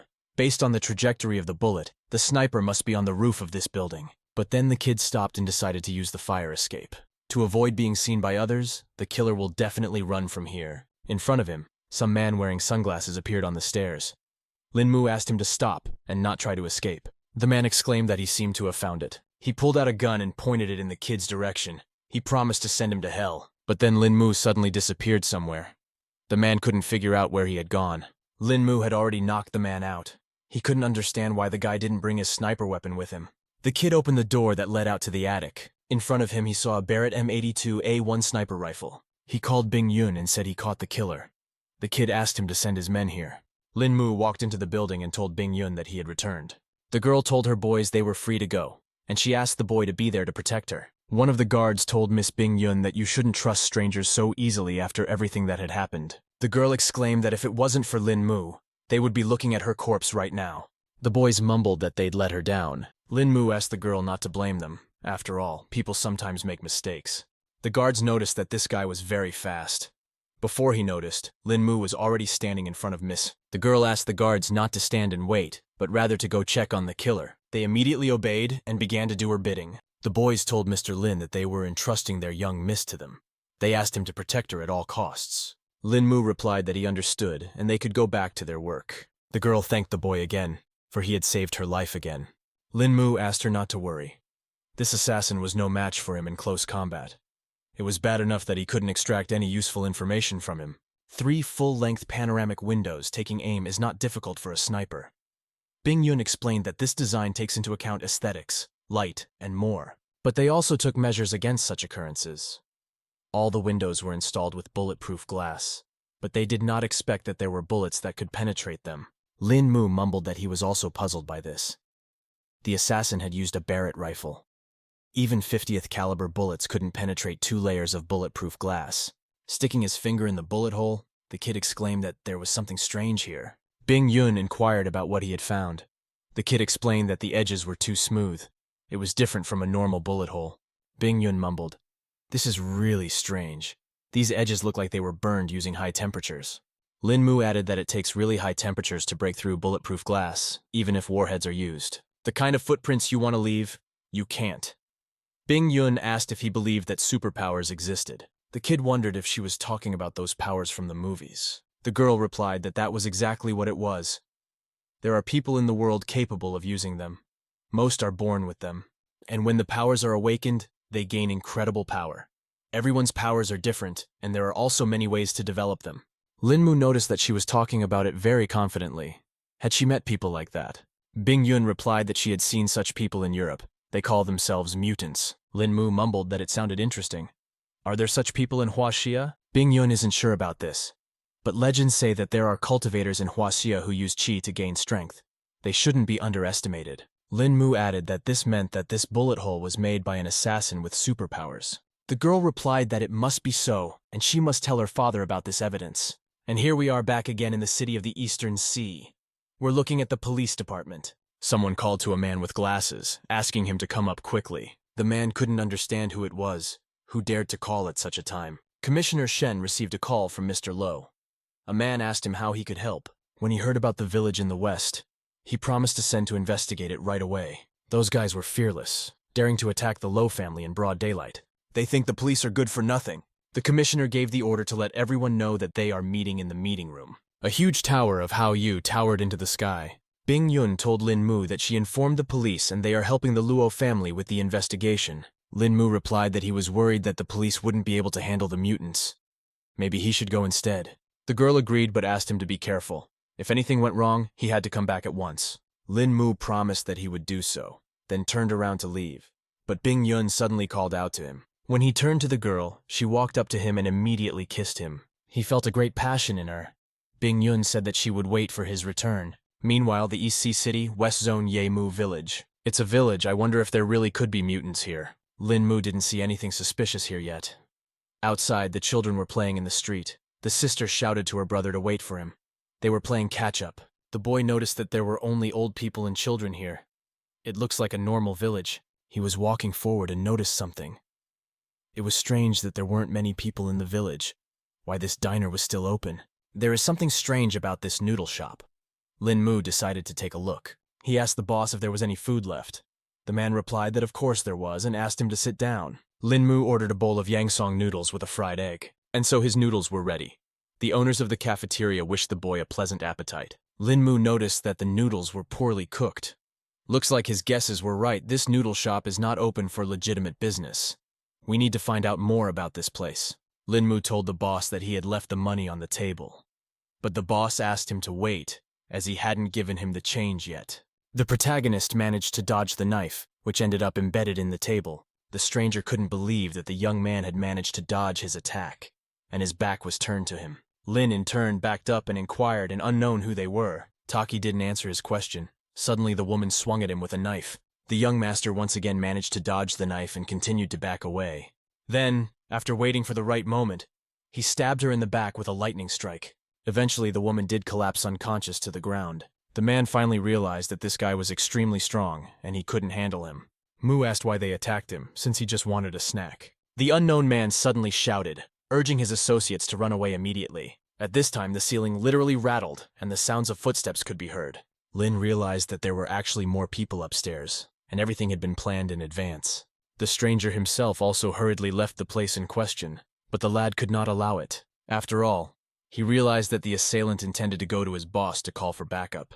Naturally, the protagonist blocked his escape routes and declared that he could not escape so easily. The unknown man in turn was dumbfounded by the young man's lightning speed. The young master didn't stand on ceremony and literally knocked him out with one punch. The assassin collapsed to the floor and Mu turned his attention to his wiped skin on his face. At this point, the teen realized that it was actually a disguise. He hurriedly checked his suspicions and pulled back the bandit's elasticized mask. Meanwhile, the others continued to run away, one of them asking the ringleader what they should do now. The boss urged everyone to hurry up and leave the location, as the special forces could be on their way. The guy swept up that he had stashed a few cars in advance for just such an occasion. They instantly went to the garage. However, as they got closer, a foreign sound was heard inside. A couple seconds later, someone from inside took out the gate along with the young man. Everyone freaked out, because they thought the police had already caught up with them, and their days were numbered. But upon discovering only one teenager in front of them, the gang leader urged everyone to calm down. Suddenly, the bandits took out their knives and slowly walked towards Lin. The boss ordered his goons to kill the boy. The young master was only too happy to stretch himself once again. The boldest rushed out first to attack Mu, who in turn calmly stood still. The guy got as close to the target as possible and rushed to stab him. In response, the young master only smiled, realizing that they were like a herd of sheep, and it wouldn't be difficult to deal with them. As a result of which the brave bandit attacked him, but never managed to hit him with his knife. At that moment, another bolder thug rushed to his aid. However, his lunge didn't bring the proper result either, for this was no ordinary teenager as they had thought at the beginning. The stalwart struck with his dagger, but Mu managed to jump up and the young man swiped the weapon through the air. He was astonished, for he had never seen a cultivator of this level before. It seemed as if the main character was amused and enjoying himself. While the bandit wielded the knife in sweat but never managed to do any damage, Mu couldn't understand why they weren't using their skills. The enraged thug still hoped for his own strength and tried to slash the teenager again, but the extremely agile and dodgy Lin was literally bullying the gang member. In addition, he had time to provoke the others, demonstrating his superiority, after which he took both attackers and lifted them off the ground. Everyone was shocked, then tossed them aside like floor rags, the kind of thing no one expected from a youngster. One of the defeated bandits began begging his patron to help them. The boss at this time was shocked by the guy's incredible strength and couldn't find an explanation for it. Someone in the gang assumed that the teenager was a cultivator. Mu continued to provoke them so that they all attacked together, adding that otherwise he would do it, but then they wouldn't have another chance. After which Lin decided to demonstrate his might to the fullest. Suddenly his hand burst into flames with fire, which naturally made a lasting impression on everyone. The ringleader realized that they should run away before he sizzled them, then extremely bravely urged everyone to run away while he tried to apprehend this guy. No one even thought of making a hero of themselves, and everyone hurried to hide. The young master wondered with a smile on his face why they kept running away from him. At that moment, the leader of the gang and himself rushed off to the opposite side of the street and urged the boy to catch up with him. Moments later, he was overtaken by a fire dragon that was released by the protagonist. Mu smiled and stated that he was able to catch up with him, and running away was a bad enough idea. As a result, the breathless body of the arrogant bandit immediately collapsed to the ground. At this time, the gang continued to fearfully head toward illusory freedom. However, Lin's magic serpent was able to catch up with them as well. The thugs didn't realize what was happening. The dragon terrified the recent braves, their frightened faces speaking for themselves. Finally realizing that the teen had caught them after all, they stopped in front of several fire snakes. After which, the dragons began to fly through the bewildered gang, trying in vain to escape from Mu. After a few seconds, all the bandits assumed a horizontal position, but the teen was surprised to find that one of them was still able to stay on his feet. The wounded guy asked Linyu who he really was in a suppressed voice. The young man ignored him and remarked that only mutants were subject to such power. The bandit snatched the knife and mouthed that he was indeed one, though the organization forbids everyone from using the skill. Mu urged the cultivator to demonstrate his abilities to see his true power. The knife-wielding mutant instantly lunged towards the young master, naively believing that he could overpower him. The protagonist realized that it wasn't as strong, but it was drastically different from using chi. The bandit in turn declared that now the boy would see his true power. It's worth noting that he was actually moving very fast and throwing punches. That said, his movements are too primitive and could be counted. The thug himself realized that the cultivator in front of him was an extremely powerful cultivator. The mutant could use his abilities through his weapon, which was also unusual for a young man. At a certain point, the guy's punching speed increased several times. Lin decided to see if his power had increased along with his leap, and let himself be attacked. Blocking the mutant's blow, he actually had a hard time holding back his arm. Mu realized that his skills were quite good, and his strength with speed increased at the same time, seeing a teenager underestimate him and literally play him like a kitten. The bandit became enraged, and hurriedly swooped down with a series of blows on Lin. The guy noticed that his strength and speed was no longer increasing, which meant he had reached his limit. As such, rushed to end the confrontation. The thug was still trying to hit the dodgy Mu as well. A couple seconds later, the mutant was overtaken by the young master's fire dragon. As a result, the big man collapsed to the ground, and the protagonist gained some understanding of such superhumans. Suddenly, he heard the SWAT commander begin to hand out instructions to his subordinates. Lin hurriedly fled the scene and left the bandits to them. At this point, a siren sounded throughout the township, and lawmen ordered no one to move. However, when they ran out from around the corner, they found that someone had already dealt with the gang. Shen couldn't figure out who knew about their plans and got ahead of them, then ordered Xiao to check the condition of the criminals. Van put his hand to the lad's neck and reported to the commissioner that they were alive and unconscious. Zhuguang instantly called for them to be detained and taken to the police station for questioning. After a while, the young gentleman returned to Bin's office and greeted her. The girl in turn was genuinely happy to see Mu, her amorous gaze giving her away. Yun inquired if he was all right and where he had been missing for so long. Without answering anything, the protagonist suddenly took her in his arms and carried her into the room. The young lady was amused by such games. It seemed the young master also had overwhelming feelings for Bing. Meanwhile, all the gang members were taken to the police department, where they naturally tried to get confessions out of them about who they were working for. However, no one was willing to make contact and refused to name their patron. The investigator ordered a subordinate to bring a negotiator as they could not waste time. The mutant realized that now one man would leave and the other would stay in the room with him. It was his only chance. The cop hurried out of the interrogation room and the guy grinned. The investigator urged him to start talking because the negotiator would not be so kind to him. The cultivator broke the handcuffs with a lightning-fast movement and hurriedly attacked him. The police officer was shocked by the young man's strength and didn't know what to do. There was wild fear in his eyes. The bandit immediately began to strangle the representative of the law. He tried to get out of the grip, but the mutant's strength outmatched him several times over. As a result, the breathless body of the policeman collapsed to the ground. The criminal smirked caustically and said that they were completely useless in Huaxia. After all, if he didn't have the ability to defend himself, he wouldn't be able to work for others. The guy then used his ability and considered the investigator's appearance. Then he hastily put on his clothes and took on the appearance of a department employee. Thus getting out of the station was no problem for him, as the disguise had done its job. At this time, the young master received a phone call from Bin, suggesting that they have dinner together. But Mu declined the tempting offer and said that he was extremely busy right now, and they would meet after his urgent business. Yun had no choice but to agree and wait for his return. The young man promised to cook her an unforgettable dinner. At this moment, the mysterious Master Shou walked up to him and greeted him. Lin wondered why he was looking for him and why the urgency, not realizing what had happened. Liu replied that he was aware of his close relationship with Mrs. Lo and would like to ask one favor. The protagonist became wary and asked the next question. What exactly was the request? Yang asked the guy to protect the Luo family, figuring he wouldn't turn down something like this. The young man was extremely surprised at such a favor from the leader of the Dragon Defenders. Shaw let slip that their family was actually helping Americans. Mu knew about it, adding that Bao Lun's group was given a task regarding the movement of the Luo family's assets. After all, their return would favor the development of Huaxia, but the Americans would try to prevent that from happening. Lin's mission was to safely return Luo Huachuan from headquarters in America. The teenager inquired as to when exactly he needed to start the task. Liu replied that he needed to leave right away and had his passport ready, and the car would be here in 5 minutes. After which he held out the necessary documents. The young man was surprised and remarked that he needed to warn his loved ones about his departure. Yang stated that he would personally notify Mrs. Lo and his 3 roommates. Mu understood.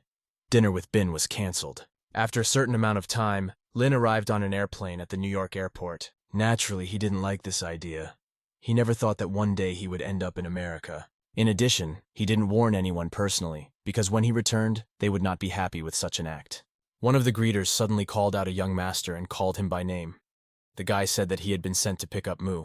The man identified himself as Mr. Chuan's personal assistant, named Wang Qing, after which he urged the young man to follow him to his car to discuss the details. Wang thanked Lin for his assistance in bringing Mr. Hua back home. The protagonist confidently stated that he would do his best to protect Lo. Qing added that the better he performed and secured the task, the higher the reward from Yuhao Corporation would be. The assistant reported that they were now on their way to Chuan's estate, which is in Manhattan.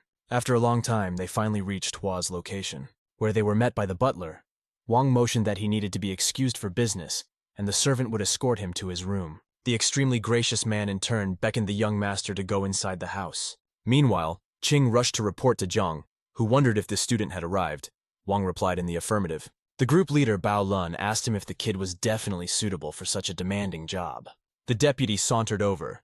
He hadn't checked him out personally, but his first impression suggested that he was no ordinary young man. Chu assumed that if Shaw himself had recommended him, he was definitely strong and he wanted to know how strong. The leader of the group made a point to give the teenager a checkup tomorrow morning. A perplexed Ching uttered that he wasn't very good at fighting and so it wasn't really appropriate. The captain replied that he had been in charge of Mr. Lo's security for many years and was perfect for the job. The assistant in turn had to agree to Jiang's demand. The next day, Lin went to the gym where he wanted to get some exercise. Suddenly, Wang called out to him and greeted him. The guy reciprocated and asked if he was also here for training. The rather muscular assistant stated that he comes here every morning. Mu noticed the numerous scars all over Chin's body and assumed that he was an experienced fighter. The deputy was modest and mouthed that for a real man, they were just scratches. After which, the protagonist asked him for a tour to familiarize himself. Wang agreed, but made a counter-proposal to spar with the young man. Lin wondered in surprise, wondering if he wanted to test his abilities. A couple minutes later, the sparring began, where the young master left Chin no chance of winning. He literally knocked him out with one punch.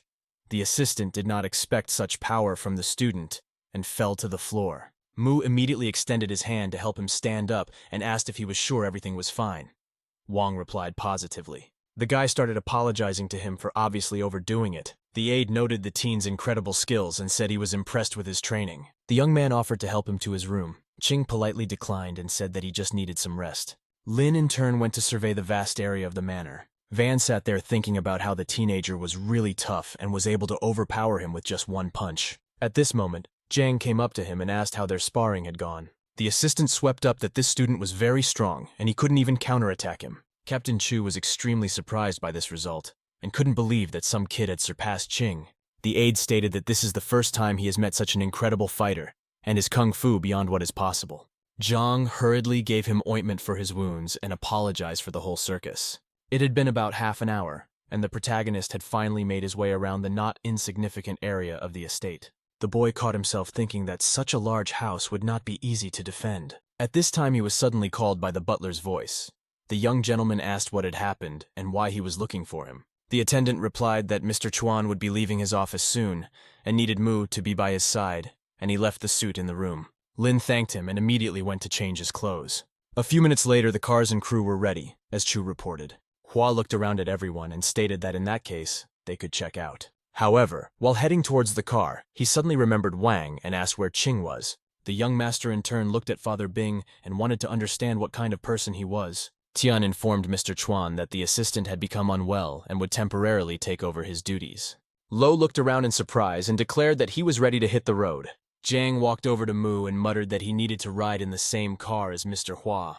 Feng, who had replaced the assistant, kindly opened the back door of the car and beckoned the gentleman to sit down. Soon all the guards were placed in their cars and finally hit the road. However, Lin suddenly had a bad feeling about this trip. Tian told Luo that they got the news from Huaxia. The documents are now on confirmation, and we'll have to wait a couple more months. Chuan's savvy that the next 2 months will be critical, and all agencies need to be on alert. Moments later, a truck was speeding toward them at the intersection. As a result, he literally rammed the car carrying Hua's bodyguards, who instantly ran out of the car and went on the defensive. The armed bandits also hurriedly got out of the truck to finish what they had started. Eventually, a firefight ensued where the attackers had the advantage in numbers. They managed to squeeze the rest of the guards about what was going on. Mu got nervous. A frightened Tian reported that they had to turn around and head back to the manor as they were under attack. But just as they pulled away, a large garbage truck blocked their way. Lin realized that the situation really wasn't simple, and he had been sent to ensure Luo's safety for a reason. Feng rushed out of the ambush, but the last escape route was blocked by a third truck. Thus they found themselves surrounded by bandits, and it seemed the situation was a stalemate. The young master urged Mr. Chuan to get out of the car immediately. Hua was surprised and immediately sprang into action, but the seatbelt suddenly snapped. Lo stated that there was no way he could unbuckle it, thus hinting at the young man's help. Lin urged him not to panic and hurriedly used his abilities. The fire beam from his hand headed precisely for the belt and cut the fabric. After which, the worried protagonist stated that he would get Chuan out of here, but he needed to act quickly. Mu ran out of the car and took Hua in his arms, then called Tian after him as well. Feng ran towards them. Lin instantly urged everyone to move away from the car. A couple seconds later, a pile of metal pipes landed on top of her, destroying the auto. A frightened Tian asked Luo if he was okay. Chuan replied positively, adding that if it weren't for the new bodyguard, they'd be dead by now. And this trip had taken so long to prepare. At this point, the bandits opened fire on them, but failed to hit the businessman. Mu Lightning grabbed Hua's arm and dragged her behind him to safety. As it turned out, the mercenaries were on the roof of the building, from where they started firing at them. Suddenly, one of them noticed that there were two of them left, and the third had disappeared somewhere. Feng urged the young man to protect the Lord while they tried to deal with the bandits on the roof. Lin said he would do everything possible to prevent the situation from having a dire outcome. Meanwhile, Tian had climbed onto the roof of the building and was gradually getting closer to the mercenaries, who in turn reported, since the target has fled, they are proceeding to Plan B. The guy was able to sneak in unnoticed and immediately attacked one of them. He literally tackled the bandit with one punch, which was quite a surprise. The other assassins were shocked by the young man's abilities and began to look amongst themselves. In the meantime, the captain and his men had come to the rescue, which he informed Mu about. Zhang stated that they had dealt with the enemies on their part of the street and now needed to get Mr. Luo out of here. Hua asked if he was okay. Chu replied that they needed to get him back to the manor now. However, at that moment, the young master saw an unknown car approaching them. Lin realized that they had found them after all. This time the bandits were armed with a machine gun, which made it much harder. The guy mouthed that they needed to act fast. Zhang ordered him to leave with Chuan, and he would try to hold off the mercenaries. Their ringleader called for immediate fire before the target slipped away again.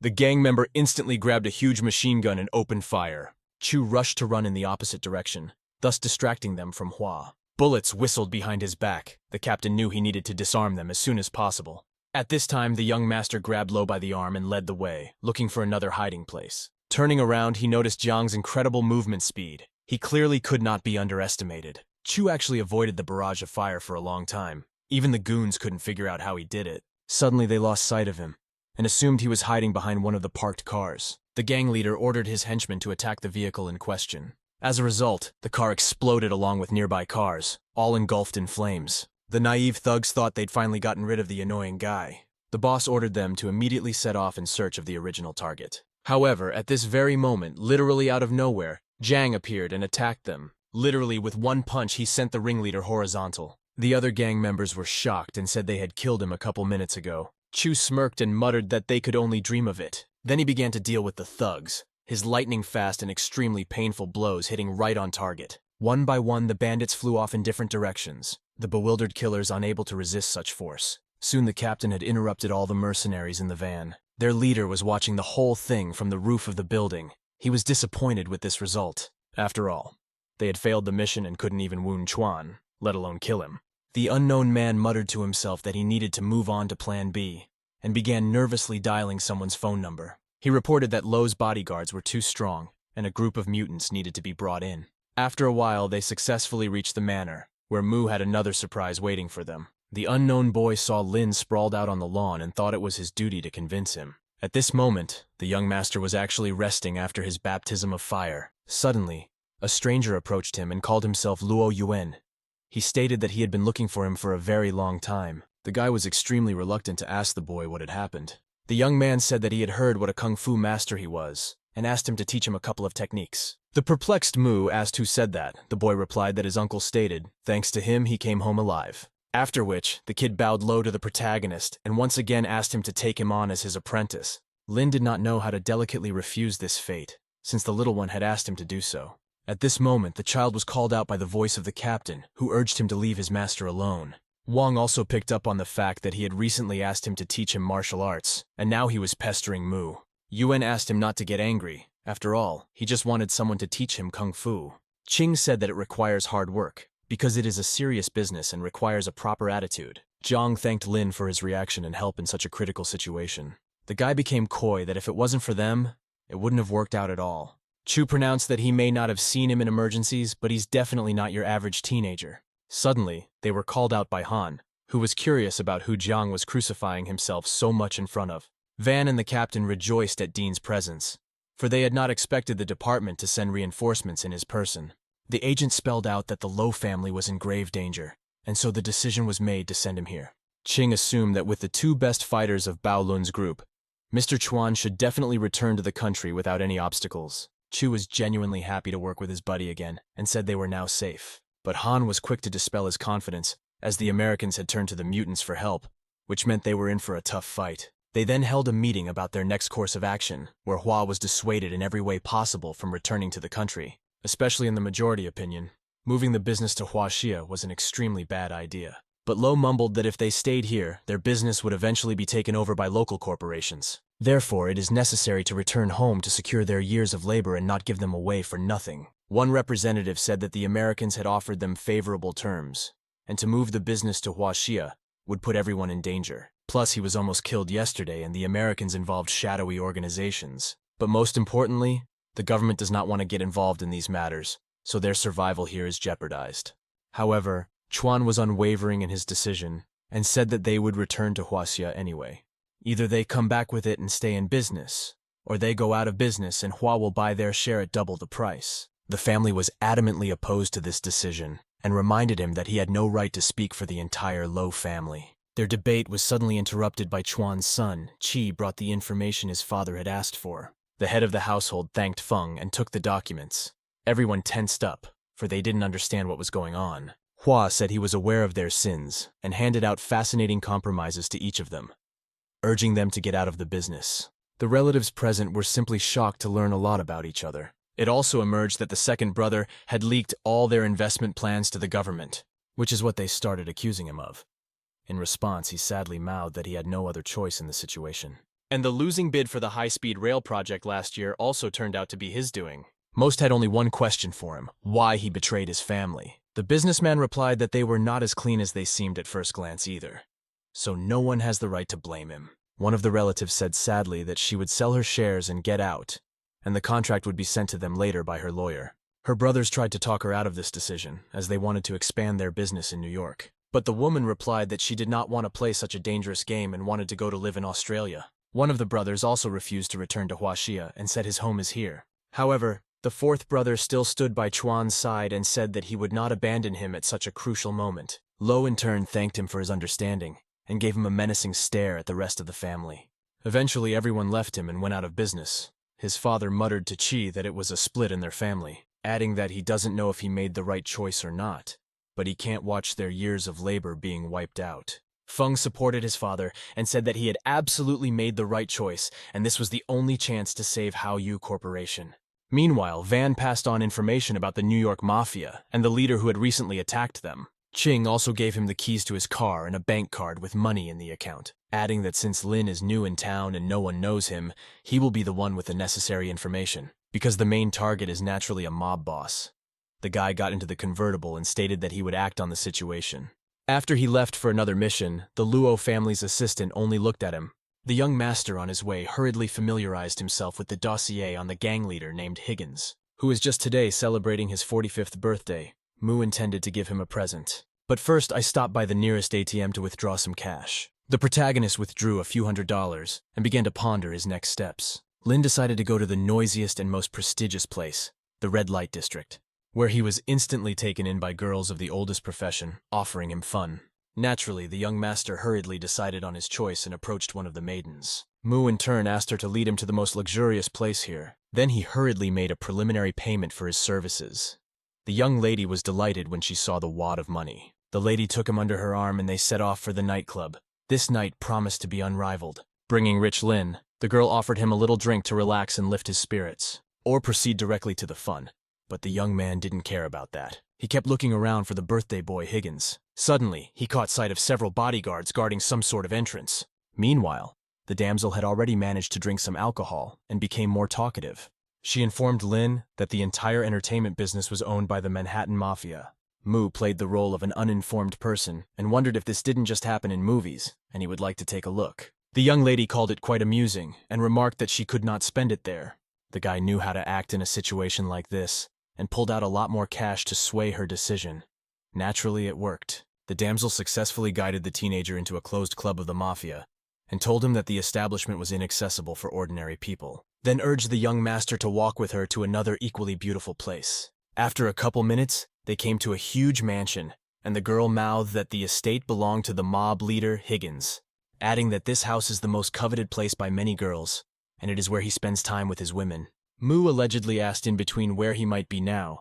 The drunk lady stated that he was definitely with his mistresses. The protagonist realized that his efforts were not in vain, and he would soon pay Higgins a visit. She hugged him and suggested he find a more secluded spot. Lin gladly agreed. Whereupon they immediately went to the hotel, the Royal Crown of Manhattan, where they rented a swanky room and had a good time. The guy felt alive again. Then, making sure the girl was asleep, the young man quietly dressed and hurried out. On his own, he went to that very posh Higgins mansion. At this time, Mr. Chuan's second brother was resting in the company of a pretty maiden. He told her that his plan had failed and Hua was off the hook. The woman muttered that he shouldn't be in a hurry, because the Luo family couldn't be defeated by a head-on collision, and there was a need for cunning. The guy stated that was why he had devised the following plan. The lady urged him to be careful, as there were no jokes with the family in question. The man ranted that the government had agreed to give him the Low family's Manhattan real estate, and luck was on his side. However, his girlfriend was confused by this, because it cannot be so simple, and there is clearly some kind of trick. But the cocky brother Hua informed him that the government had engaged a group of mutants, and everything would be fine. The girl had made the point that they were doing fine as it was, and there was no reason for them to take such a risk over a couple companies. The guy said he wanted to move into a legitimate business for the sake of their future with her, so he wouldn't put his life in danger anymore.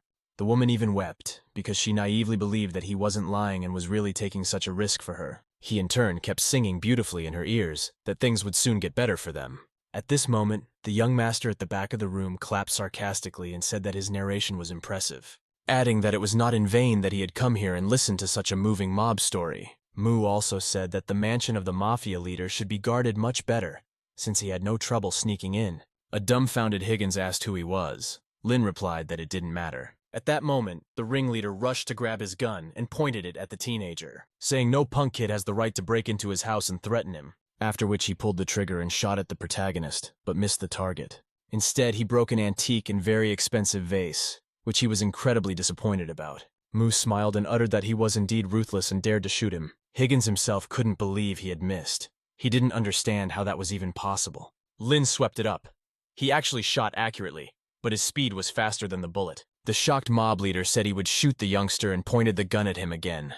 However, the lightning-fast young man was suddenly a step away from him and grasped the muzzle of the gun, then instantly pointed it at the ceiling, so the next shot came at the wall. Mu confidently mouthed that he wouldn't kill him. The perplexed guy asked what he was going to do. Lin gave him a powerful punch and said that he hadn't thought how stupid he would be since he still didn't understand why he came here.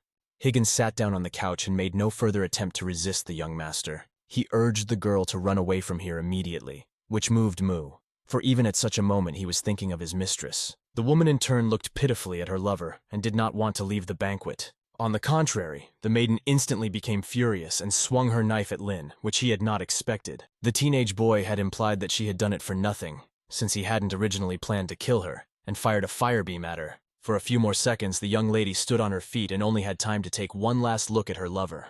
Then, collapsing senseless on the floor, Higgins was furious and shouted furiously. He looked at the young man and nervously wondered who he really was. Mu ignored his question and stated that his luck had clearly turned away from him today, adding that there is always a price to pay for everything and tonight is no exception. The guy muttered that the guards had obviously heard the shots, which meant he wasn't getting out of here alive. Lin smilingly remarked that since he had found a way to get into the mansion, he would easily find a way out, after which he put his index finger out at him and said goodbye to the mob leader. A moment later, the young master's fiery beam rushed at Higgins. After a couple minutes, the bodyguards ran into the room and asked what happened because they heard gunshots. The boss and his mistress were sitting on the couch. The bandits didn't understand what the matter was and why he was silent. Looking more closely, they found that their gazes were frozen and in fact Higgins was dead. Naturally, the bodyguards raised the alarm and began requesting reinforcements. Meanwhile, Mu had already gotten lost in the crowd of people and realized that he was lucky because everything had gone so smoothly. The only problem was the mutants, which would definitely not be so easy to deal with. Heading further down the avenue in thought, suddenly Lin heard some sort of conflict. Someone's extremely arrogant and familiar female voice was yelling at someone. As it turned out, it was Xiao Yue who got into an incomprehensible story. Unknown people surrounded her. The girl asked what they wanted. One of them stated that their master was inviting her to have a good time, and she should accept. Du politely declined the invitation and mouthed that she had a lot of things to do and needed to return home. The guy smiled and remarked that they would be happy to walk her home. Yue thanked them for their concern, and removing the guard's hand from her shoulder, said she was able to walk home on her own. The young man stated that she was not going to her home today, and she better be an obedient girl. A shocked Xiao wondered what they meant since she wasn't going anywhere. One of them muttered that their master had an extremely spacious house and she wouldn't regret it. At this point, the young master intervened and demanded that they release the young lady immediately, adding that if they didn't listen to him, there would be no more courtesy on his part. A surprised Du asked him what he was doing here and how he ended up here. The protagonist smirked and replied that it had been a long time since he and she had seen each other. The bodyguards in turn ordered Mu to stay out of other people's business, and off they went. Lin continued to stand his ground and demanded that they not cut off Xiao's path. The guys started laughing at him and saying that he must have been watching movies to be so brave. The teen removed the guard's hand from the maiden's shoulder and ordered them to get out of here while they had the chance. The dumbfounded bodyguard began to insult the young man and already wanted to teach him a lesson. At this time, however, his arm ached sharply, and he crouched down on the ground in wild pain.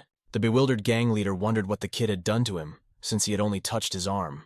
Mu ignored him and took Du's hand, then led her away, urging her to ignore them. But the restless guy kept pushing and demanded they stop. Then he blocked their way and told them that they would not leave here so easily. A completely calm Lin put a hand on his shoulder and said in a businesslike manner that he was making a mistake, because if he doesn't step aside, he's going to end up in a very bad way and go straight to the hospital. The young master then pushed him away and went off in an unknown direction with the girl. The insolent fellow's henchman asked him what they should do now. The young man stated that he had one lesson to teach, but not to kill. The guard instantly pulled out a silenced pistol and followed them, after which he pointed the scope at Mu's leg and muttered that he was about to say goodbye to his limb. However, after shooting Lin, he never achieved the desired result. As the protagonist literally disappeared, the bandit was shocked and could not believe his eyes. After all, such things can really only happen in movies, but not in real life. The lightning-fast guy was in front of his attacker a second later and grabbed him by the throat. He lifted him off the ground and mouthed that it was not manly to attack from the back. The guard instantly turned into a frightened child and began begging for mercy.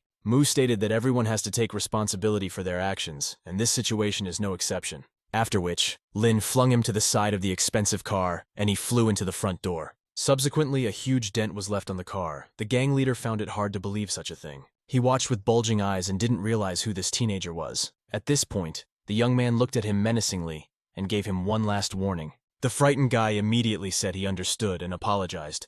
The young master urged Du to leave this place. As a result, they got into the car with Mu, and he asked where she was staying to give her a ride. Xiao awkwardly said that she lived in this neighborhood 3 streets away. Lin started the car and made a mental note that she should be careful not to get herself into a similar situation. The girl in turn thanked him and asked him what he was doing in New York. The guy replied that his friend had asked him to come over and help sort out the trouble. Du said he had changed a lot and was a completely different person. It seemed to Yue that he wasn't Mu at all, but some completely different personality, which she mouthed. Lin stated that not too long ago he almost died and decided to start his life with a clean slate. The girl unexpectedly supported him in this and wished him luck in his new life. The next day, everyone was actively discussing the murder of a mob boss in Manhattan. The captain stated that Higgins was murdered last night in his own mansion. Wang was extremely surprised by this news and questioned Chu if he was definitely the one who was killed. Jiang confirmed his words. Dean noticed that the mafia leader's estate was very well guarded, but the guards found no trace of him, and it was unknown who it was. The captain said it didn't matter who exactly killed him. What mattered was that someone helped them solve the problem. Suddenly, Han asked where Mu was yesterday. Qing replied that he sent him to familiarize the mafia forces. Chu asked if he really believed that Lin could have killed the bandit leader. Van couldn't believe the young man had done it, for no matter how powerful he was, it was impossible to pull off such a thing in Higgins' private mansion. Dean suggested that they not argue about it, but just ask him the question directly. Meanwhile, the young master was dozing as usual, lying on the lawn after his hard work. Jiang and Qing and Han suddenly interrupted his rest and called out to the guy. He understood what was wrong. The captain muttered that they had one very important question for him. The young man urged them not to be shy. Chu looked at him and wondered if he was the one who had dealt with the mob leader last night. Lin made a surprised face and replied that he'd taken a walk yesterday but hadn't seen anything interesting, and he hadn't killed Higgins. Dean urged him not to act alone in the future, as it could jeopardize their plans. Jiang asked Han to calm down. After all, they had already figured out that he wasn't the one who did it. However, the guy stood his ground and stated that as long as the little guy was a member of Bao Lun's group, he was obligated to follow instructions. But the cocky Mu uttered that he had his own set of rules and there was no need to speak to him in that tone. Wang urged Lin to calm down. After all, Dean was his immediate superior after all. Han was also getting wound up and couldn't let him have a conversation like that. He confidently spelled out that he was the one who had killed Higgins. Finally, the young man confessed what he had done and said there was no point in hiding it any longer.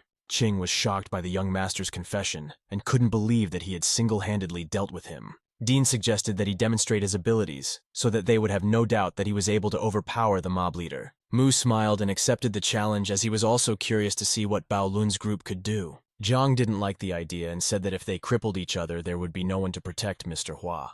Lin replied that this was just normal, harmless sparring, and nothing terrible would happen. Han in turn supported the youngster and implied that he would just show a master class to the teenager. Van still insisted that the protagonist should not mess with him, because Dean is very strong. However, the cocky guy stated that he knew his limit and had nothing to worry about. Ching was surprised and wondered if he hadn't fought him at full strength last time. They then stood opposite each other, and Han urged the young man to try and not disappoint him. The aide asked the captain to stop it, as the consequences could have been dire. But Chu suddenly muttered that it was a great way to see the boy's abilities. Wang said with horror that they still didn't listen to them and started fighting. Dean urged the young master to see what he could do and learn while he lived. In fact, Mu was well aware that Han was quite a tough fighter. The agent blurred into a grin at the thought that this was going to be an exciting fight, and rushed to attack the teenager. However, Lin really wasn't as simple as he might have thought at first glance. Dean continued to launch his lightning-fast attacks, but the young man managed to dodge the blows. He was literally astonished. Han hadn't expected the main character to be so bold. Even Captain Chu remarked that this boy's kung fu was truly impressive. A surprised Wang in turn inquired exactly how he realized this. Zhang urged him to pay attention to Mu's strikes because he relied on the power of his qi rather than brute force. Thus the opponent naively believes that his strikes are very weak, but they are actually extremely strong and heavy. At this moment, Lin punched Dean. However, the agent managed to block his crushing attack, though it wasn't easy for him to do so. Chu stated that if his opponent wasn't Han, he would have broken every bone in his body by now. Meanwhile, an astonished Dean took stock of the fact that he had underestimated the young master. The guy confidently replied that this was just the beginning, and he still had something to surprise him. The agent looked at him menacingly and pronounced that in that case he would not restrain himself, after which, he hurriedly delivered another powerful blow to the cocky Mu. Lin noticed that Han had indeed become much faster and stronger in combat. What amused him immensely was that he finally felt an opponent equal to his strength. With that, the duel became much more interesting. Qing and Zhang watched intently. Suddenly, the young master was ablaze with fire and still also spread out in a snide smile as he displayed his skills. Even the captain was shocked and noticed that golden-colored qi was literally emanating from the guy's body. Dean agreed that the teen had proven to be quite coachable. At this moment, Mu instantly shortened his distance with the agent and rushed to strike. Han caught himself thinking that Lin had greatly increased his characteristics and had become faster. Finally, the main character attacked the arrogant Dean. Everyone was puzzled. Meanwhile, the guy collapsed to the ground, which was in no way expected from some student. He was well aware that if this continued, he would lose to the teenager. This meant that it was necessary to act even faster and attack the youngster continuously, which he began to do. Mu watched Han's exertions with amusement and was literally amused. At a certain moment, they clenched their fists together and subsequently, magical energy rushed out of them. Wang became nervous as they began to fight more aggressively and land crushing blows. They seemed to be willing to kill each other to win, and were constantly rushing into attacks. Streams of energy were still erupting as well, and most of the area was covered in golden light. Chu couldn't believe what was happening.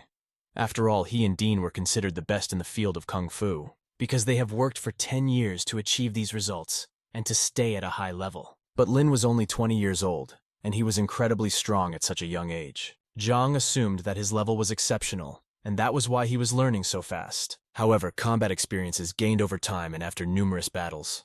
Van suggested that the captain stop the fight before it got out of hand.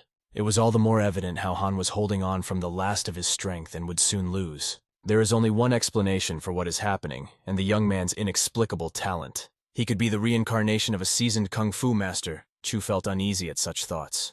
After all, that's really the only way to explain it. His experience and knowledge was inherited from a past life. At this time, the young master found a gap in the agent's defense and struck hard. That caused Dean to fall to the lawn and crawl backwards, Mu urging him to admit defeat, noting the guy's incredible strength, adding that he wouldn't be able to get the upper hand on him, but the stubborn Han was unwilling to give up.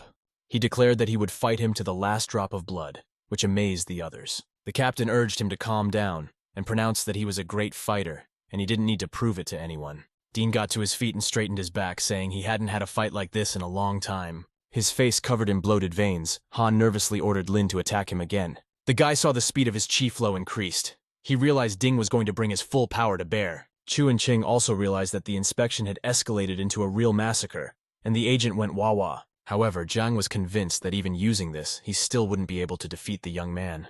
Han's eyes lit up, and he announced the next round, for it was not his style to admit defeat. After which, he hurriedly attacked the young master, his movements becoming much sharper, and the strength had increased several times over. Mu could feel it with his hands, which he used to block the blows. He literally drove across the lawn in a ferocious attack by a distraught agent. Lin gushed that he hadn't expected such power from him, and thought he had shown all his skills, then ignited his chi, and declared that he had something to surprise him as well. There was no way the captain could understand where the teenager got that kind of energy from or how he was doing it. An enraged Dean urged the protagonist to attack and said he wasn't afraid of him. The young man didn't stall for time and hurriedly satisfied Han's appetite. The guy understood that the boy had materialized chi, which he had not expected in any way. Wang asked Chu what that golden light emanating from the teenager was. Jiang replied, "It was materialized energy." The agent was able to fend him off, but it was extremely hard, as evidenced by his trembling fist. Dean seemed to be at the limit of his own abilities and struggled to stand on his feet. Mu also noticed that his body was literally shaking and he wouldn't be able to hold on much longer. However, even at the end of his strength, he wasn't going to give up and kept urging the guy to show him all the trumps. Lin put out his hand in a businesslike manner and mouthed that he would overpower him with a single movement. This only angered Han, who hurriedly attacked the young master, but the prudent young man counterattacked and was able to overwhelm Dean's remaining forces. Chu's implication was that it was only a matter of time before the agent was defeated, and he wouldn't last long, while Mu continued to press on, even though it wasn't easy for him to fight Han. This was the first time Jiang had seen his friend in such a state, as he decided to use all of his chi to defeat the guy. Meanwhile, the agent threw himself back into the fight, and said he wasn't ashamed to lose to a talented fighter like him. The captain realized that this was crossing all acceptable boundaries and could not go on like this. Lin also realized this, and pushing Dean away said that they needed to stop.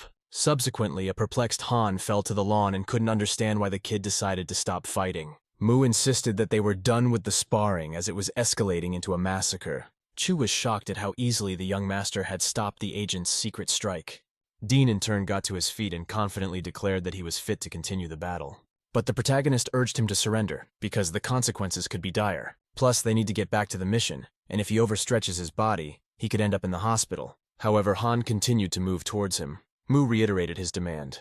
Dean clenched his teeth and turned his menacing gaze on the teenager. Chu and Qing couldn't understand what had happened and why they had suddenly stopped fighting. Suddenly, the agent said sadly that he was admitting defeat in this battle, after which he collapsed to the ground and remarked that it was a fair fight. Lin walked over to him, and trying to comfort him mouthed that he hadn't really lost. A surprised Han raised his head and wondered why he was saying that. The young master replied that, after all, he had gained incomparable experience in this battle. Then helped Dean up, who in turn agreed that he had indeed realized a lot after their duel. A perplexed Wang asked a pensive Chu who had won this fight. The captain stated that his friend lost because the young man didn't use all of his chi. In the meantime, the professor and Miss Picasso had arrived at the bandit leader's house, as reported by his servant. The gang leader ordered him to let them in immediately, and an old man and a woman entered the room. It was Dr. Shannel, and he greeted Lawrence and remarked that it had been a long time since they had seen each other. The young lady was also genuinely happy to see her old pal, and smiled sweetly at him. The head welcomed them and stated that he had waited quite a long time for this meeting. The professor mumbled that the government had brought them up to speed, and they were ready to help him finish this mission. As such, he took 15 mutants with him, and 3 of them are at level 4 as well as him. Lawrence was happy to hear this, and confidently stated that they would definitely make it now.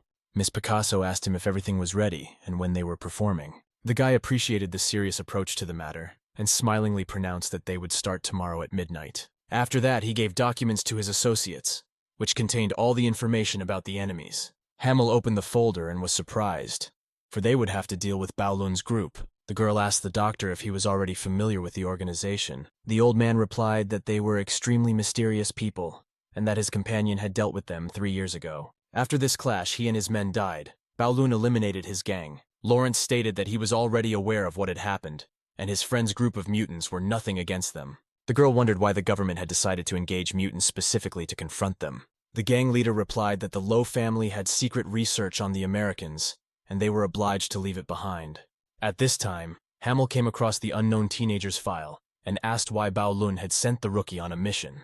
Lawrence sighed heavily and mouthed that this guy wasn't such a rookie and should be handled with care, adding that they should not be afraid of them anyway because they will soon crush these insects. After all, God had given them the abilities to overcome such obstacles, after which he carelessly tore up the photo of Bao Lun's members. 5 minutes before the mission was to begin, the doctor reflected on the fact that he had not previously realized the confrontation between humans and mutants. But everything has changed, because people are capable of many things and even the man himself does not realize what he can do. At this point, it was Hua Xia who had unleashed the highest potential of a human being. Hamel closed his laptop and walked to the window. He couldn't wait for this fateful meeting. Suddenly the wall clock struck midnight. The professor realized it was time.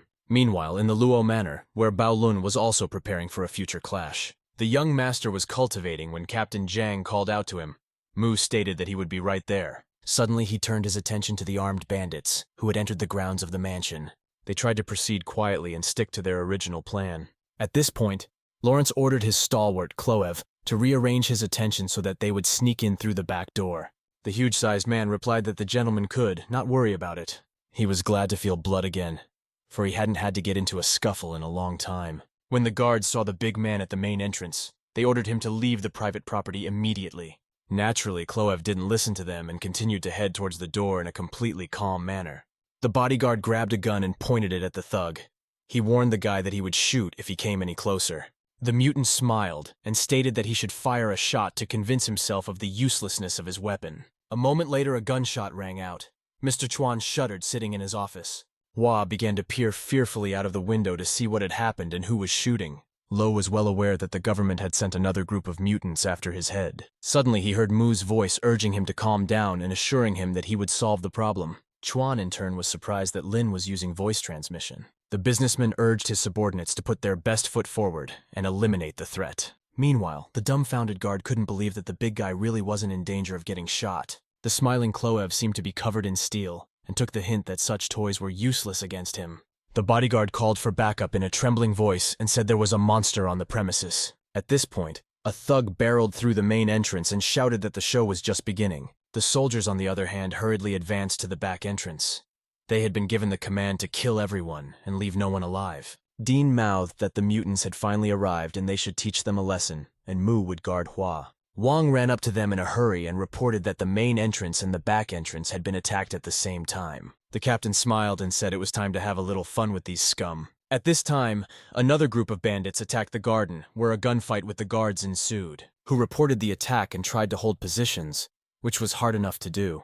Several bodyguards were killed. The mutant forces clearly outnumbered Lo's guards. Kloev, in turn, was genuinely enjoying what was happening. But trouble came from when they weren't expecting it. Bao Lun's bodyguards were running out of ammunition. Another pointed out that their ammunition wasn't eternal either, and there was no telling who would last longer. Meanwhile, the big man was bored because there was no worthy opponent for him, and at that moment he was called by Dean. Verzila inquired if he was an elite fighter who would challenge him. Unclenching his fists, Han stated that he was extremely curious to see the mutant's abilities. The goofy Clove gave his name and said he would be the guy's last opponent. The agent realized that the monster was indeed very dangerous, especially the metal type. Dean in turn urged him to cut to the chase and talk less. The big man instantly went on the attack. It was so heavy that it literally left behind dents in the ground. Then unleashed a crushing blow at Han. The master barely contained it and fell backward. The mighty Kloev's strength was truly incredible. The bulky man felt his advantage in the battle. Subsequently, he began to push more, the agent initially underestimating the steel giant. Suddenly, he threw himself into the battle and pronounced that tonight would decide everything. Dean immediately threw a punch at the stalwart, causing him to leave a dent in his iron body. Kloev stepped back. Han, businesslike, stated that he would feel Bao Lun's power to the fullest extent possible. The mighty mutant agreed that the guy was different from those he'd met before. The agent also noted the monster's steely body and muttered that this was the first time he was meeting such an opponent. Suddenly, a woman appeared on the battlefield. The guards looked among themselves in surprise and disgust and laughed at her, which naturally Picasso didn't like, and she headed in their direction, after which she urged them to attack together, as singly they had no chance of success. Bao Lun's members demanded that she not be so arrogant and surrender herself. However, the damsel was of a different opinion and said that humans have always been characterized by their stupidity. Then instantly she screamed. The sound was too loud and piercing. The guards' eardrums seemed about to burst. They clutched their heads and begged her to stop yelling. A couple seconds later, most of them collapsed breathlessly to the ground. The sonic attack was truly merciless. Suddenly, Picasso turned around and saw an unknown man in front of her. It was Captain Chu, who sarcastically pointed out that Soundwave was an extremely unusual skill. Without thinking long, The young lady used her superpowers again. The confident Zhang immediately nullified the woman's sonic attack. She was shocked, not realizing how he managed to do it, and how many more trump cards he had up his sleeve. The captain smiled and stated that he used chi to fence the area. Accordingly, her techniques wouldn't work on him. At this time, Lawrence intervened. He urged her to back off and said he would personally take care of him. The leader of the bandits called himself the King of Carnage and greeted Zhang. Chu remarked that he was overly arrogant for coming up with nicknames like that. After that, he hurriedly struck him, but the guy immediately turned into a black mist and moved to the side. The bewildered Lawrence could not understand how this was possible, for he had certainly hit it. The thug in turn grinned and hurriedly reported that he had missed. The captain realized that this skill helped him move quickly. The gang leader also realized that the cultivator was quickly able to figure out his trick, which he ranted about, claiming that he possessed dark power, but Chu was not afraid of his abilities and continued to boldly rush into battle, pondering how to deal with shadow magic and what to do in this case. Also, Lawrence could move silently, which made the task much more difficult, which means you need to attack before the black smoke appears, which he hastened to do. The so-called King of Carnage backpedaled. Zhang muttered that there was definitely nowhere to hide from him this time. The guy was still able to dodge another blow, but he also realized that he wasn't going to be easy to defeat. Leader Bao Lun continued to attack, preventing Lawrence from using his dark power. Chu intended to find weak points, as luck might not always be on his side. The mutant leader began to pull back again and assumed a defensive stance, saying that he was the first person who was able to find an approach to his fighting style. Zhang glared at him menacingly, and remarked that he had clearly underestimated the power of Bao Lun's group. Suddenly, he disappeared into the black smoke again, and the cloud began to move swiftly towards him. Thus, Zhang had no way to hit the overconfident Lawrence. Moreover, the captain's chi began to suddenly leave. Consequently, he was losing his strength. The mutant leader laughed and stated that all of his energy would soon be absorbed by dark matter. Chu didn't know what to do and started looking for a solution, because at this rate, he really could die. Meanwhile, Han continued to confront the metal thug. Cloev mouthed that he had pretty good skills, but there would be no more indulgences, adding that even his kung fu wouldn't help as it was useless against iron armor. Dean noticed that the big man's power had increased significantly, and he was having a hard time matching it. At this moment, the giant became even bigger than just shocked Agent Bao Lun. He continued to laugh at Han, realizing that he would definitely defeat him now. After which, the huge mutant slowly headed towards the perplexed cultivator. The guy didn't understand how his abilities worked, or how the thug had gotten even bigger. A moment later, a steel fist struck the master, but Dean managed to block the blow. It was painful enough, though. Cloev in turn was surprised that the man had stood his ground. Han pretended to be unafraid of the iron monster's attacks. In reality, he was at his limit. The mutant grinned madly and stated that he hadn't used all of his power. He then rushed to unleash mighty blows at the weakened cultivator once again. This time, he was able to break through the agent's block and thus inflict significant damage. The captain noticed that his friend was suddenly starting to lose the battle with the bulky man. Lawrence urged him not to get distracted, as the consequences could be extremely dire. At this moment, the monster lord dissolved into black smoke again. Chu began to look around, but still unable to locate him. Zhang gradually stepped back and kept his fists at the ready. The mutant's voice from out of nowhere implored that he was really good, since he was able to last this long while being caught in an illusion. A couple seconds later, the gang leader attacked the captain from behind. The guy flew off to the side. Feeling the blood, Lawrence hurriedly finished off the Bao Lun leader and continued to strike. As a result, Chu immediately collapsed to the ground and began to crawl backwards. The mutants also had the advantage in confronting the estate guards. Another monster appeared on the battlefield, wielding its blades. He actively used his abilities and literally scattered Luo's men around. Picasso, in turn, did not stand idly by and continued to torment everyone with a piercing scream. After a while, the bodyguards realized they couldn't handle them. They looked pitifully at their slain colleagues and hurriedly retreated. Meanwhile, the protagonist decided to help his comrades, realizing that they would not last long, which meant it was a good time to show up and teach the demons a lesson. Mu instantly rushed outside, where he saw the injured Dean and Zhang and shouted to them that he would not stand by. However, they were against this decision of Lin's because the monsters are really very strong, and Hua can't be left unattended. At which point Chloe came up to them and declared that they were all going to die, adding that he'd better run away before it's too late because he might as well mess up that pretty face. But the cocky young master muttered that he would not allow harm to come to the Luo family. The steel thug laughed and muttered that he couldn't handle them alone. Mu asked the captain and Han to go to Mr. Chuan while he dealt with the mutants. Chu urged him to be extremely careful. Lin fixed his menacing gaze on the monsters and said he would easily kill them. The young man instantly burst into flames and asked who would be the first to try his luck. A surprised Cloev asked the young master what that strange aura around him was. Lawrence urged him to back off as it could have been another trap. However, the protagonist declared that no one would leave tonight and headed towards the mutants. Naturally, Mu took advantage of the skills and put his palm forward. A moment later, several fire dragons burst free from his hand. The terrified bandits were shocked by the teen's strength and asked what it was. At this moment, the magical snakes literally flew into the crowd of soldiers and neutralized them. Picasso immediately used a sonic attack, but this technique had no effect on Lin.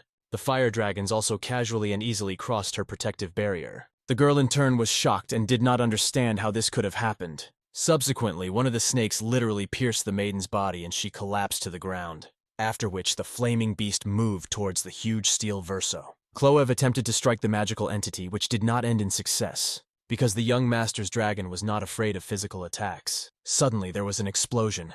The iron giant instantly flew aside. The leader of the bandits became nervous and asked if his subordinate was all right, but the thug declared that he was fine and fit to continue fighting. Dean and the captain were shocked by Mu's incredible strength, which was on full display. Lin, meanwhile, started provoking the mutants and saying that they couldn't handle him. Lawrence ordered his top man to go to the house and eliminate the target while he detained the boy, which the protagonist strongly doubted, as well as the rest of Baolun's members. The ringleader stated that the dark force would absorb the teen's magical energy as well as himself. Zhang urged the guy to beware of the mutant black mist, as it really absorbs chi. Mu realized that he should figure out a way to outwit and eliminate the monster before it took all the power from him. At this time, Chu ordered all the remaining guards to protect Mr. Chuan. Cloev, in turn, urged them to step aside to keep themselves alive. But they did not listen to him and were defeated in an unequal battle.